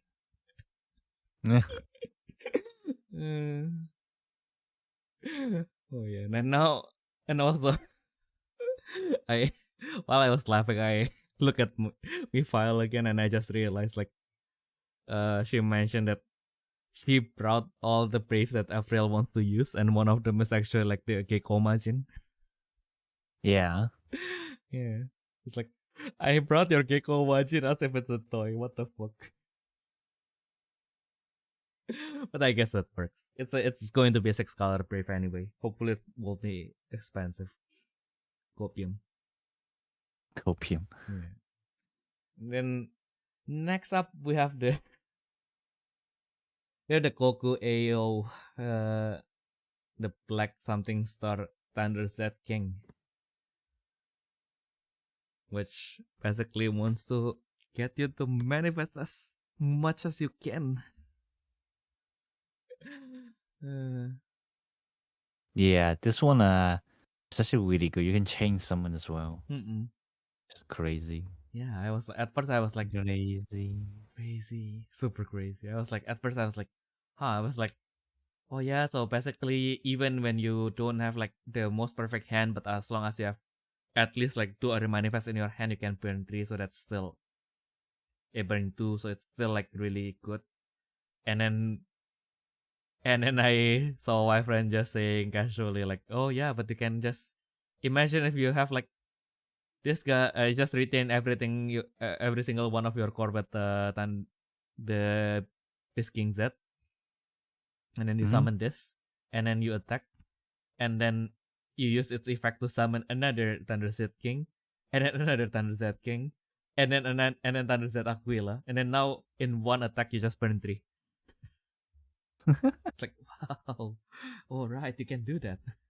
And then if you hard summon this card, which is not hard because it has 6 cost and 3 reduction, and you have fucking Thunder Beast King Z to cover you for that, you can just attack, do that, and then do another manifest. And then Zeus even let you do another manifest, so you can just shoot 5 life in one flash timing. If you get into the flash timing, you can burn 2. Basically, before the flash timing, you burn 3, and then if your opponent doesn't have anything during the flash timing, then you can burn 2 more casually. Because why not? Because why not? Yeah. Like, even if they survive this, if they have Diamond Wall, just use the old Zeus grand skill, and then you get another 10. You can do that again. Why not? Yeah. My god. Finally, is Zeus finally going to go back in the map? Because the last time didn't really help. But we will see. That threat is always like this, right? Like, the effect is always over the top. It always sounds really nice.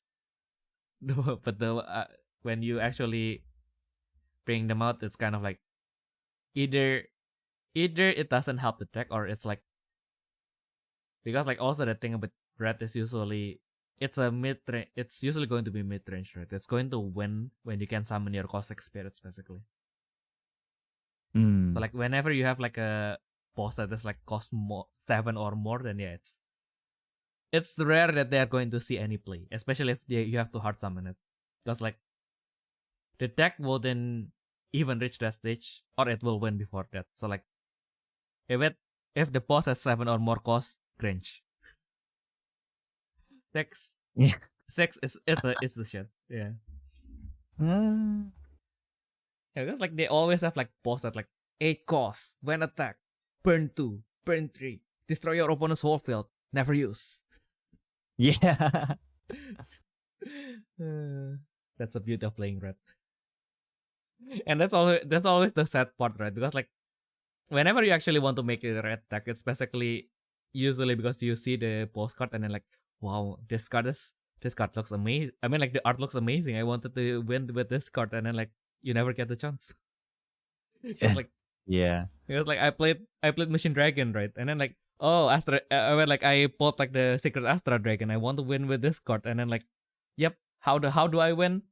Summon Rocketdra, Red World, Espacion, return every single core, attack with Espacion, Rebirth 2/1. So anyway.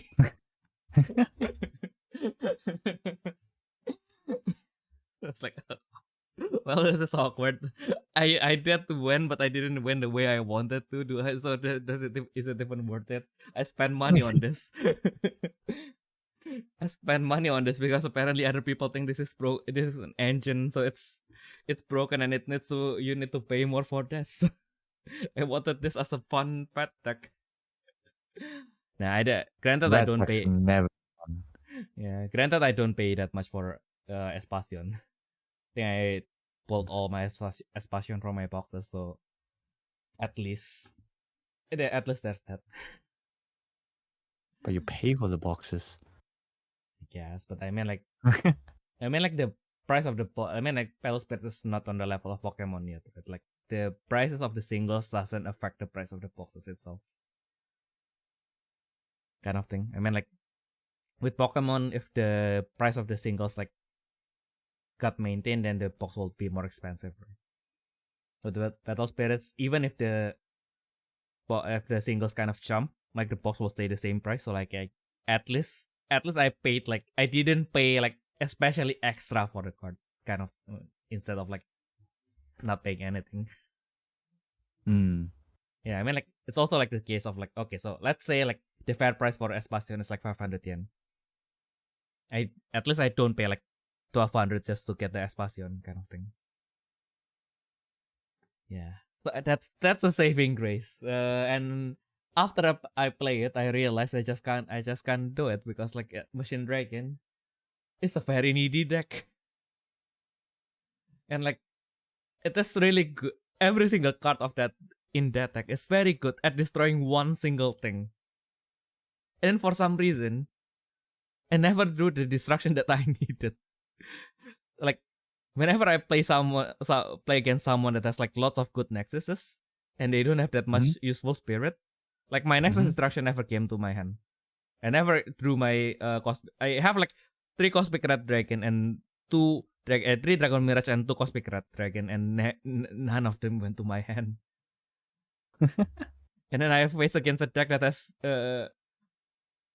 like really good spirits, and I needed my Espacion to get past through that spirit, and then like my first hand is basically Red World, which is good enough, I guess. Rocket Dra, okay, so that is the best part. Dragon's Mirage, draw. What was that? What I just saw it. I just said the name for that card. What is that dragon again? The one that also destroys Nexus.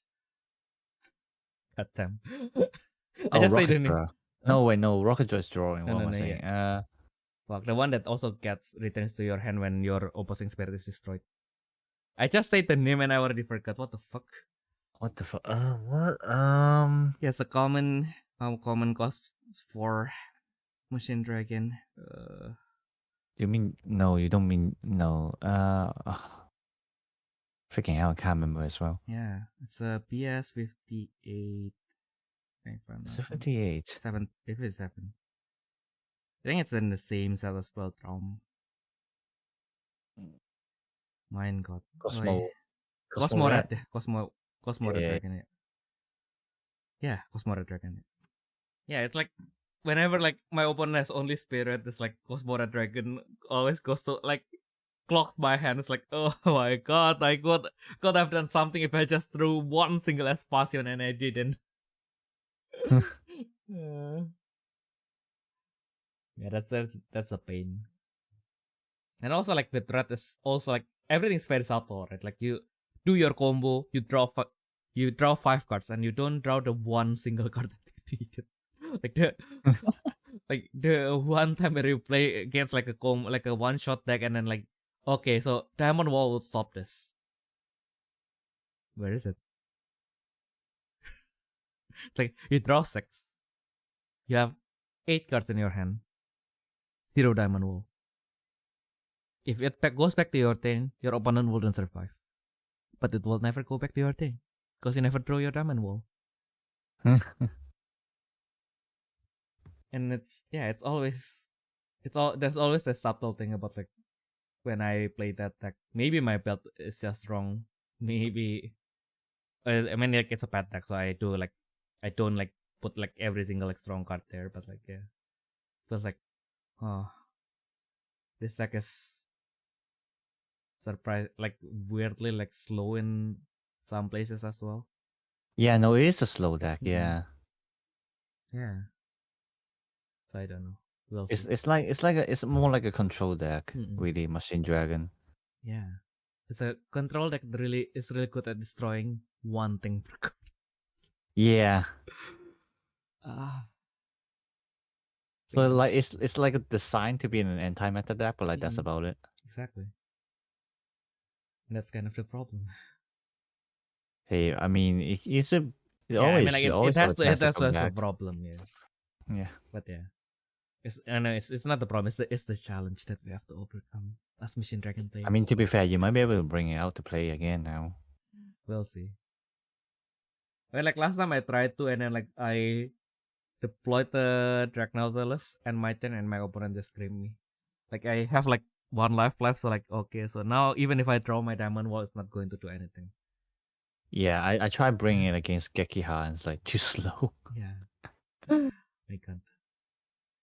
I mean, like also like against Gekiha, it's like okay, so you have Dragon Spirit, you can blast the done every turn, and then like yep. As if that's enough. Even if you have Rocket Draw, right? Like you still kind of rely on like lots of other cards that are not Machine Dragon that is cost 4 or higher. So like you do that. You have a rocket Ra. You have Dragon's Mirage. You destroy 3 of their guns and their mother core. You draw 4. None of only 2 of them are machine dragons. And and then among them, you also need to summon them to actually damage your opponent. So you can't really discard every single one that you drew. So this is another dilemma. It's do I summon this or do I continue on conserving this to destroy your done? Because of course Rocketera is fucking tiny. If I end my turn, it's not going to survive against Kekiha. Are you even if I attack, it's going to be burned by Kekiha wall. Yeah. Hey, I mean, at least you're wasting the Kekiha wall. That's what matters. I guess. Indian. I don't know. It depends. We'll see. I think against contract groundwalkers, it's more like you have to pick the right timing to destroy their stuff. Yeah, because or else you'll be wasting your own resources. Exactly. For example, I think probably the best case scenario is you try to get if you can get at least 1 draw from destroying the groundwalker nesses, then then yeah, go ahead. And then probably maybe another situation is you want them to spend the core to redeploy again, or maybe they have too many cores on it, so you kind of destroy them to get rid of the cores. That also works. Yeah. And also to remove the mother core, which is now only have 1 anyway. Yeah. That's going to be worth it either way. Going to be worth it. I know it. I felt it in my bones, Ayumu.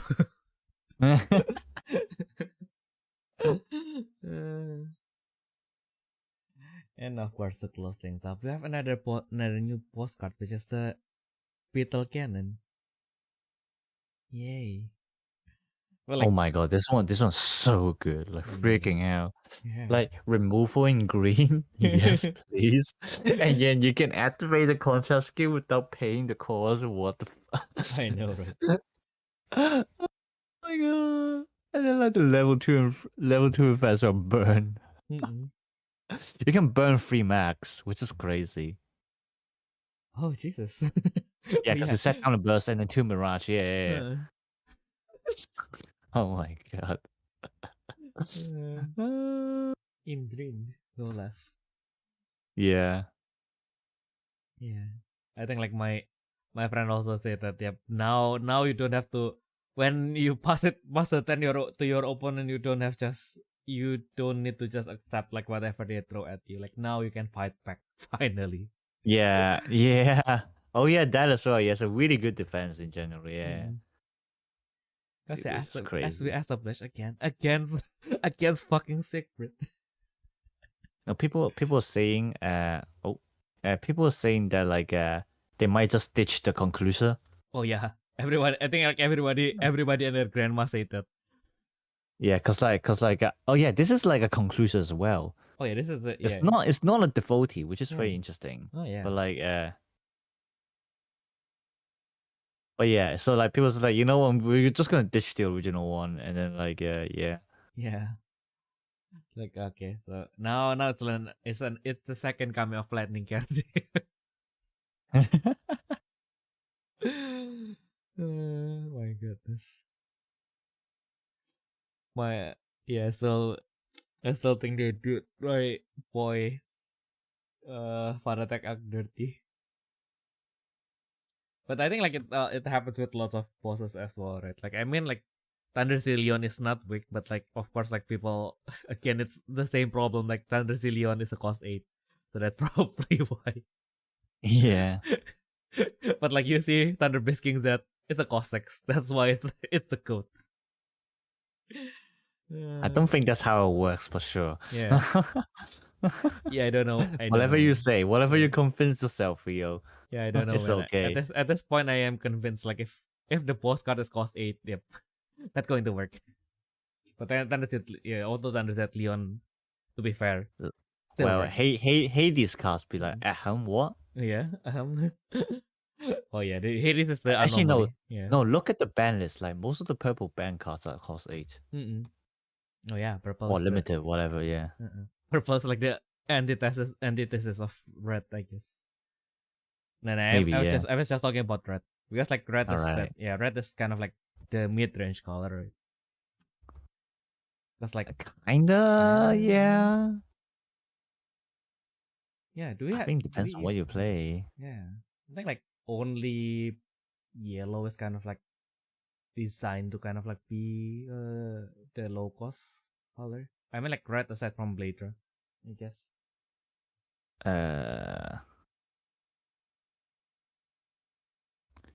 Well, you forgot about green and purple.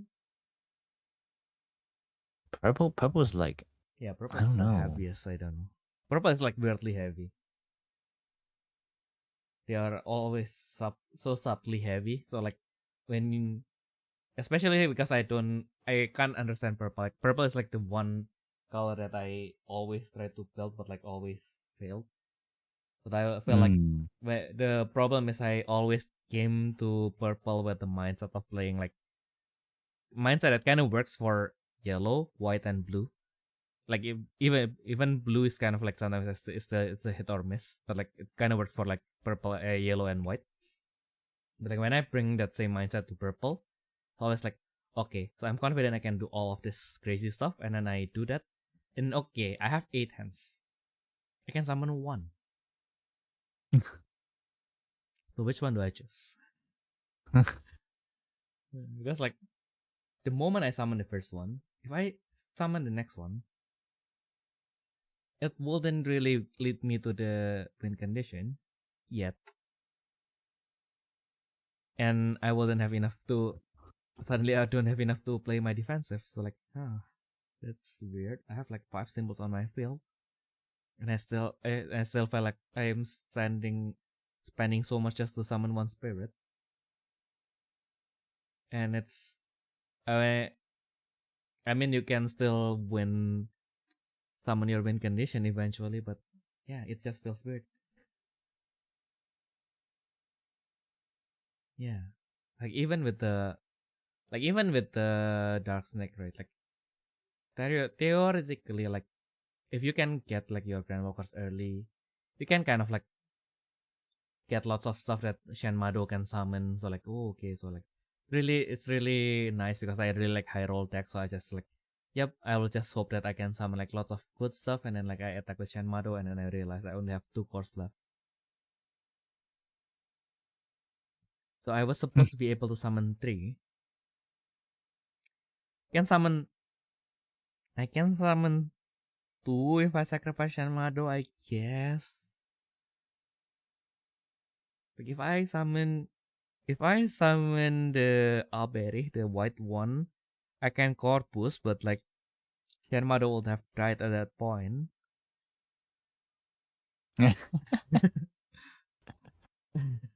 So this is kind of awkward. But like it also maybe because I felt like I think like the thing with like white is that now it can core boost, so like now, and then you are supposed to like just summon like 1 at a time, right? Like with white, you are not supposed to chain everything, so it kind of it is different with yellow where you are supposed to kind of like chain everything. Yeah. But like with white, because like it was kind of obvious that you are supposed to be like only play like 1, like quote unquote like only play 1 per turn, because of course like sometimes you can play more, but like generally speaking, like your resources are usually enough for you to play like 1 conservatively, and you will win like eventually by doing that conservatively. But like purple, especially like some of like the concept that relies on like the smaller spirits like Dark Snake, it feels like you have to chain them. But well, which is purple in general. It's a combo color. yeah, but you summon your first spirit and it costs 3 costs, 1 reduction. It's like, how do I summon the rest? That's what you gotta figure out. Exactly. That's probably why it doesn't. it doesn't compute to my head because like it was supposed to be like yellow. It was supposed to be easier than yellow because they are supposed their draw effects are usual, generally speaking, easier to access than yellow. But when I played them, it's like, huh. I feel like some of the yellow cards are more expensive to play. But I feel like I was able to play less cards. Am I supposed to play less cards at this moment? But all the cards in my hand like have low costs. But I also doesn't feel like I can bring them out. What is this weird feeling am I feeling right now? Is this what it feels to be having to use your brain when you're playing trading card game? Long I mean like yeah, white is not exactly you don't think, but like you kind of have to your thinking is limited to what is in your hand, right? Like you don't really consider like what is not in your hand yet, right? No, I will not say that. No, like white is more. White is actually. It depends on your style, but like if we talk about white control, it's actually It's actually a bit harder than purple control. I think it depends on like if you're talking about Japanese or Saga. But like I think Japanese still kind of have that element, like with like Athena, like for example Athena right now. It's like you can't just go like Unga Bunga. I'm gonna just try to gotcha out Athena and then just win the game or something like that. You can't do that. It's like no, but like I mean like you have to plan for it. Like okay, I have to get ready with these cards in the remove zone. I have to get ready with like what card to keep in my hand. I have to calculate like when do I was it like get the what do you call it? Like get the contrast skill working and like stuff like that. These are things you still have to calculate, and like it's like a different kind of consideration than like playing like purple control. And this need for planning is actually even more obvious in Saga. And like to be fair, I don't really know how many players can actually do that. But for sure, Eva can, and she's really good at it. And this is like where I kind of learned like kind of the different concept of control. It's like it's like way different with like how you want to play with it. Or like yeah, there's a difference. Yeah, I guess. Yeah, I think I am kind of mistaken with green. Because like, the green is like the one with the least draw power, right? So like green is like it's more like that, yeah. So you kinda it's not like you don't plan ahead at all, but it's more like it is more productive if you kind of like focus in what is already in your hand, right? Except if you play the gacha build like Ninja Kill, for example. Then you can have to then you can kind of like have to adapt to whatever you it's still kind of the same concept of you have to adapt with whatever resource you already have rather than some other like the more draw focused deck in which you kind of like in that aspect you can blue is kind of like the most outlier because you can have it's probably in the middle actually. It's like, kind of in the middle. Yeah, it's kind of in the middle because you don't. To be fair, blue actually works like white, and even like that planning is even more important in blue than in white. Cause like obviously you're gonna be discarding the cards, so like you have to think about if like the card is gonna be useful later on as well. The white still has the leeway of like, yeah, I'm just gonna keep it in hand right now, and then maybe it'll be useful later. Like you cannot do that with blue. You know, if blue is all about the board presence. What do we need now, and also what do you need later for the board? You know, it's again, it's a little bit different than white. Well, obviously, I'm on the topic of like blue control. You know, like the other blue decks can also be different. I mean, again, go back in Saga. Do you really need planning for Hydra? Good point. You have a good point there. I can't say anything against that. I think like what I had in my head is more into like how dependent they are to take your deck to kind of like get the whole game plan. Cause like I'm not saying that I mean like there's always the kind of like the conceptual trap of like, yeah, if the deck is more complicated, the skill ceiling is higher, right? But like I don't think about that because I always play yellow and I feel like this is all unnecessarily complicated. And like with yellow, I mean like what I meant is more into like I think like why I put like green on one side and then like blue in the middle and then yellow on the other side, right? Because like yellow, the consideration is always okay. So kind of always have to think how you can draw your cards because you kind of have to have your whole deck in your board basically. What I mean is more into like with other decks because their draw power is more limited. Yes, you can have like a long term you can have like a long term game plan, but like the main focus is on the resource that you already have, and like yeah, that's how the spectrum kind of goes, right? And then there's red, which kind of like doesn't really care about it. I think I don't know. I think like red is probably one step away from green. Because like you can draw more cards, but then you don't really have a long-term game. You don't really need to have a long-term game plan. Weirdly, I think. I don't know. I think you can have, but you don't have to rely on it, kind of thing. But like with yellow, you are relying on it. It's like you can't really just summon something and like stall for another thing. Like you kind of have to have like this 3 cards is to stall for the next turn. This 3 cards is to stall for the next turn. This 3 cards is to actually win the game.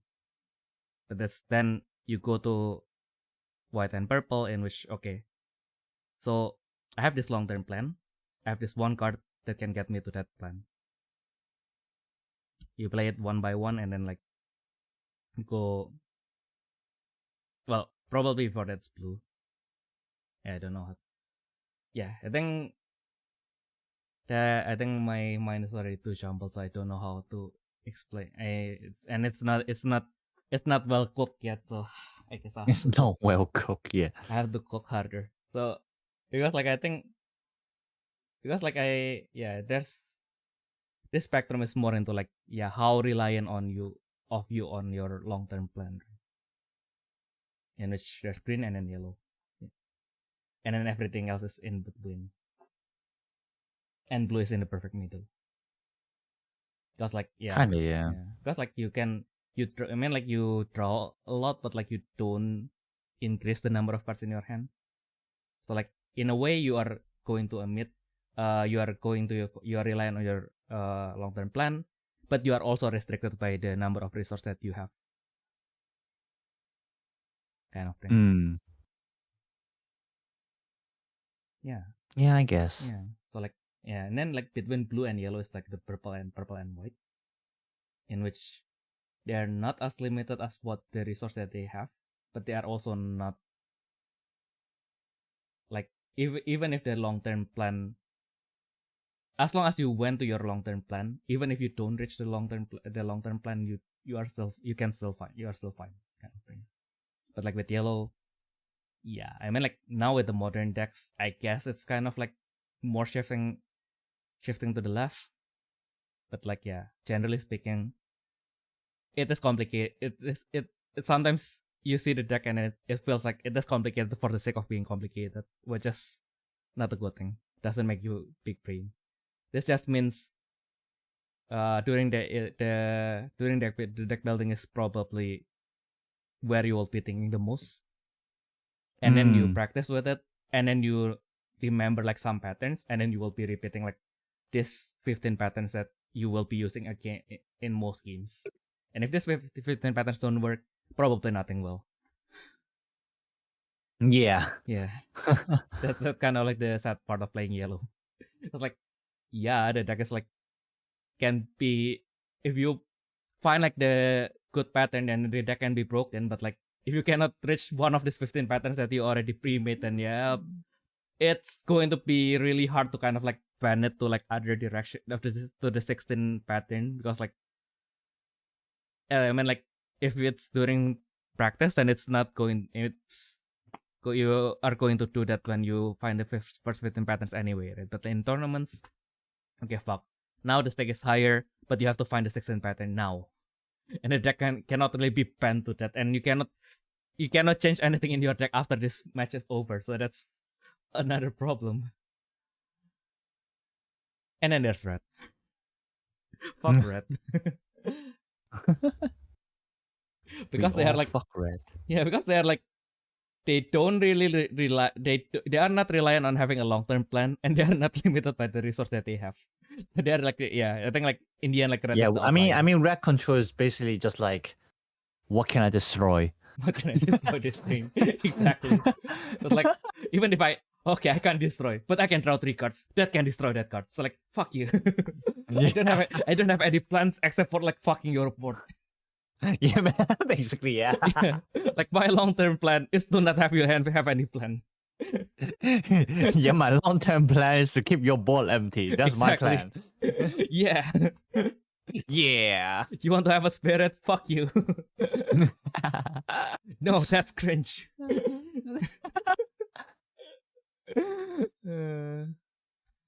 My god. All that just to explain a concept that doesn't even exist, and nobody else in the community would want to argue about. What the fuck? And yeah, I guess like we have established that in Battle Spirits now, because of how the color mixing happens, like now everything is so fake. Although there's those subtle qualities that when you play like the mono decks, okay, I guess that's why the color is this thing. But like, yeah, most of the time you don't really care. The common players will be like, how do I swing this big thing to kill my opponent? That's what's important, and that is fine. Your deck doesn't need to be complicated just for the sake of being complicated. Although if you like to play solitaire like I do, yeah, I guess that's why I like yellow. I ironically enjoy playing solitaire, and Toxic. exactly whenever I open Master Duel, sometimes I do play like normal decks and do the rankings, but like most of the time I will just open the solo mode and play like the Exodia deck. Because like I know if I play against people like they have like a 5-minute time limit, so it's probably not going to, I probably cannot finish my combo within 5 minutes. And yeah, I wouldn't want people to just wait for me to kind of like play my whole deck. Like, that's cringe. But yeah, Fair enough. Exactly. That's another 2 weeks of Battle Spirits covered, I guess. So I guess next week we will go back to talk about like stupid stuff like food and stuff, I guess. Yay. But yeah, Rebirth of Legends. Looking forward to that. The first chapter of the new saga, not as much, but still pretty interesting nevertheless. But yeah, Rebirth of Legends, that's the shit. Oh my goodness, I can wait for the secret to be limited out and after release, just because of like the user pressure. Although now after we established, like, yep, it is very strong, but it is not, how to say, like, unsurpassable, right? Yeah, Well, I mean, I think we're just like at the concept like if everything is broken, nothing is broken. Yeah, I know, right? I feel like back then I was like when I was still playing Yu-Gi-Oh. So back another nostalgia thing is I read the magazine and then like someone like at that time trading card game they're still like really like I think like majorly speaking there's only basically the big three, right? And then maybe some small TCG here and there, like none that kind of like especially because the internet is still not that prevalent yet. Like none really got like enough attention like Grand Archive or like Altered or like Sorcery or like Star Wars Dead or Arcana for that matter. But yeah, now even something like did you know of a franchise called Cookie Run? What? Cookie Run. Cookie Run. I remember it's like a game or something, isn't it? Yeah, it's a game. I think it's by Line Corporation. But anyway, they have their own TCG. Oh yeah, no, I heard about that. Yeah. Like, and it has it has more following than the Battle Spirit Saga in Southeast Asia for fuck's sake. Like, what the fuck? Oh my god. Yeah. So yeah, that's now that we have internet, like yeah, we do have like those like one hit one. I wouldn't say one hit wonders, but like wonders that like you don't like that this just came out of left field. But like also like now I think like now that we have the big three to kind of like and all especially because of One Piece, like now people are more open to kind of like yep maybe TCG can be that can make money as in like as the producer, right? I mean like it can make money, but like with all businesses you kind of have to see how long like the long term like the long game, right? Like but now you know that Pokemon survives all this time, Yu-Gi-Oh survives all this time, Magic survives all this time, and then like there's a One Piece that is a new player and then can garner like enough attention. That's why I think like Lorcana was able to be born finally. Plus like yeah, even back then like Disney already has enough material to kind of like make their own game, but like now they have all this validation that okay, so this is a viable business. We can make money with this. But they don't need to fuck around and find out themselves. Someone else already fuck around, already found the result, test their own hypothesis. So yeah. Yeah.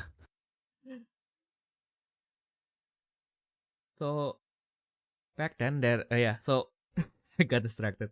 Like basically, like back then I was like still trying to make sense of what is even Magic the Gathering, right? Because like the only thing that I know is that I played Yu-Gi-Oh in this one store, and for some reason, like the owner doesn't want to play Yu-Gi-Oh. Instead, he plays this weird thing called Magic the Gathering.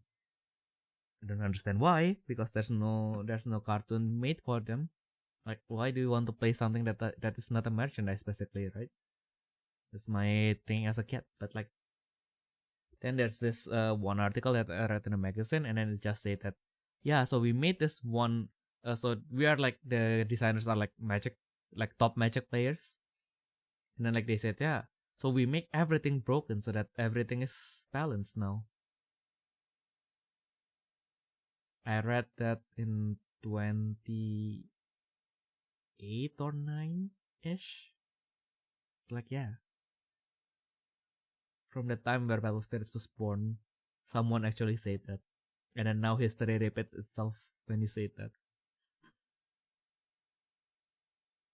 When you make everything broken, the game is balanced.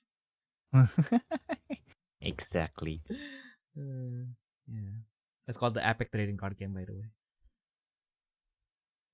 What? Yeah, What? the title of the game is Epic.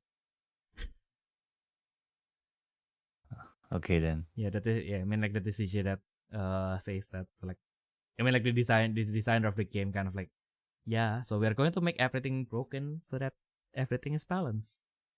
And I think, and I was looking forward to it, and it never came out because at that time, like, this is just something new to me, right? So I kind of wanted to try out everything that I can try out. That's also why I started playing Wild Wars and then eventually Vanguard. Right. Yeah. Yeah, and then Okay. and then I ended up just playing more and more Vanguard, and it took control of my life. Even now that I thought I'm away from its grasp and it's dragging me back. Fuck you, Kidani.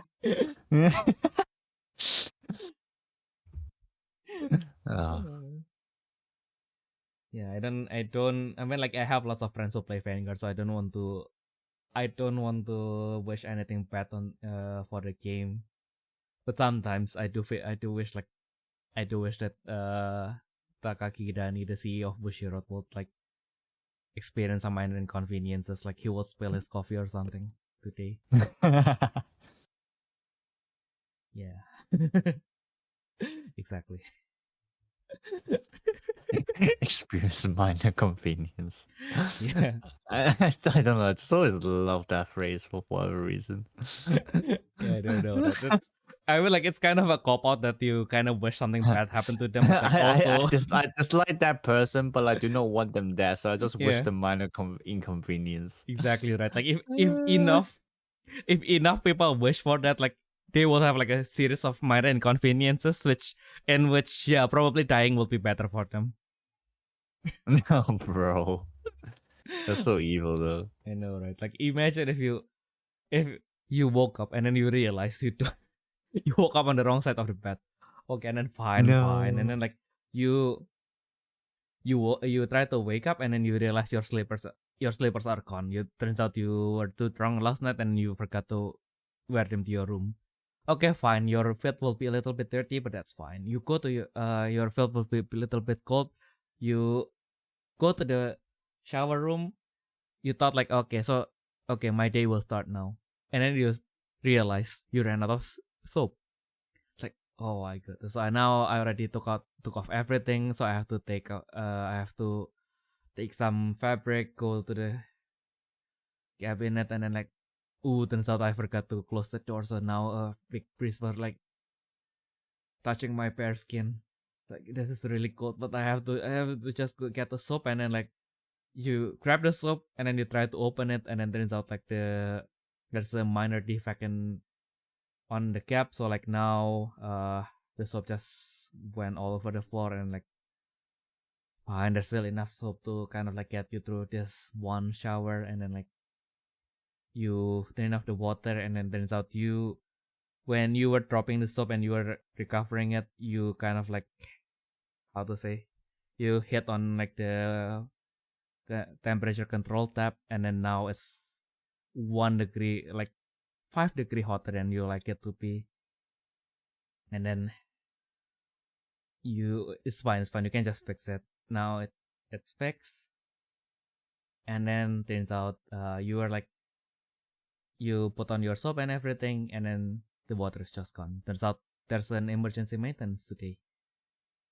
Like now you cannot wipe yourself, and then fine, you'll just wipe yourself, and then turns out you left your towel in the other room when you took the soap. So like now you have to walk, and your floor is now wet because you cannot dry yourself. And this so is on and so on. diabolical. Yeah, I think like at this point I am just like wishing like a very specific bad day for him. So like, let's stop there. I can go on and list more minor inconveniences, but like, fuck it, man. Like, even if I don't want to die, I would want to figuratively die, as then I would want to just go back to my bed and go to sleep for the rest of the day. I don't want to care about anything else. Maybe tomorrow will be better. But yeah, you know what else can make tomorrow better? Is that if you have any questions, comments, or requests, do feel free to send it to us at therefreshsteppodcast@gmail.com. Or as always, you can comment on YouTube below. So yeah, I guess we have yapped enough for this week. We hope that you guys have a nice week going forward. and we'll see you all in the next thing. Bye bye. Bye bye.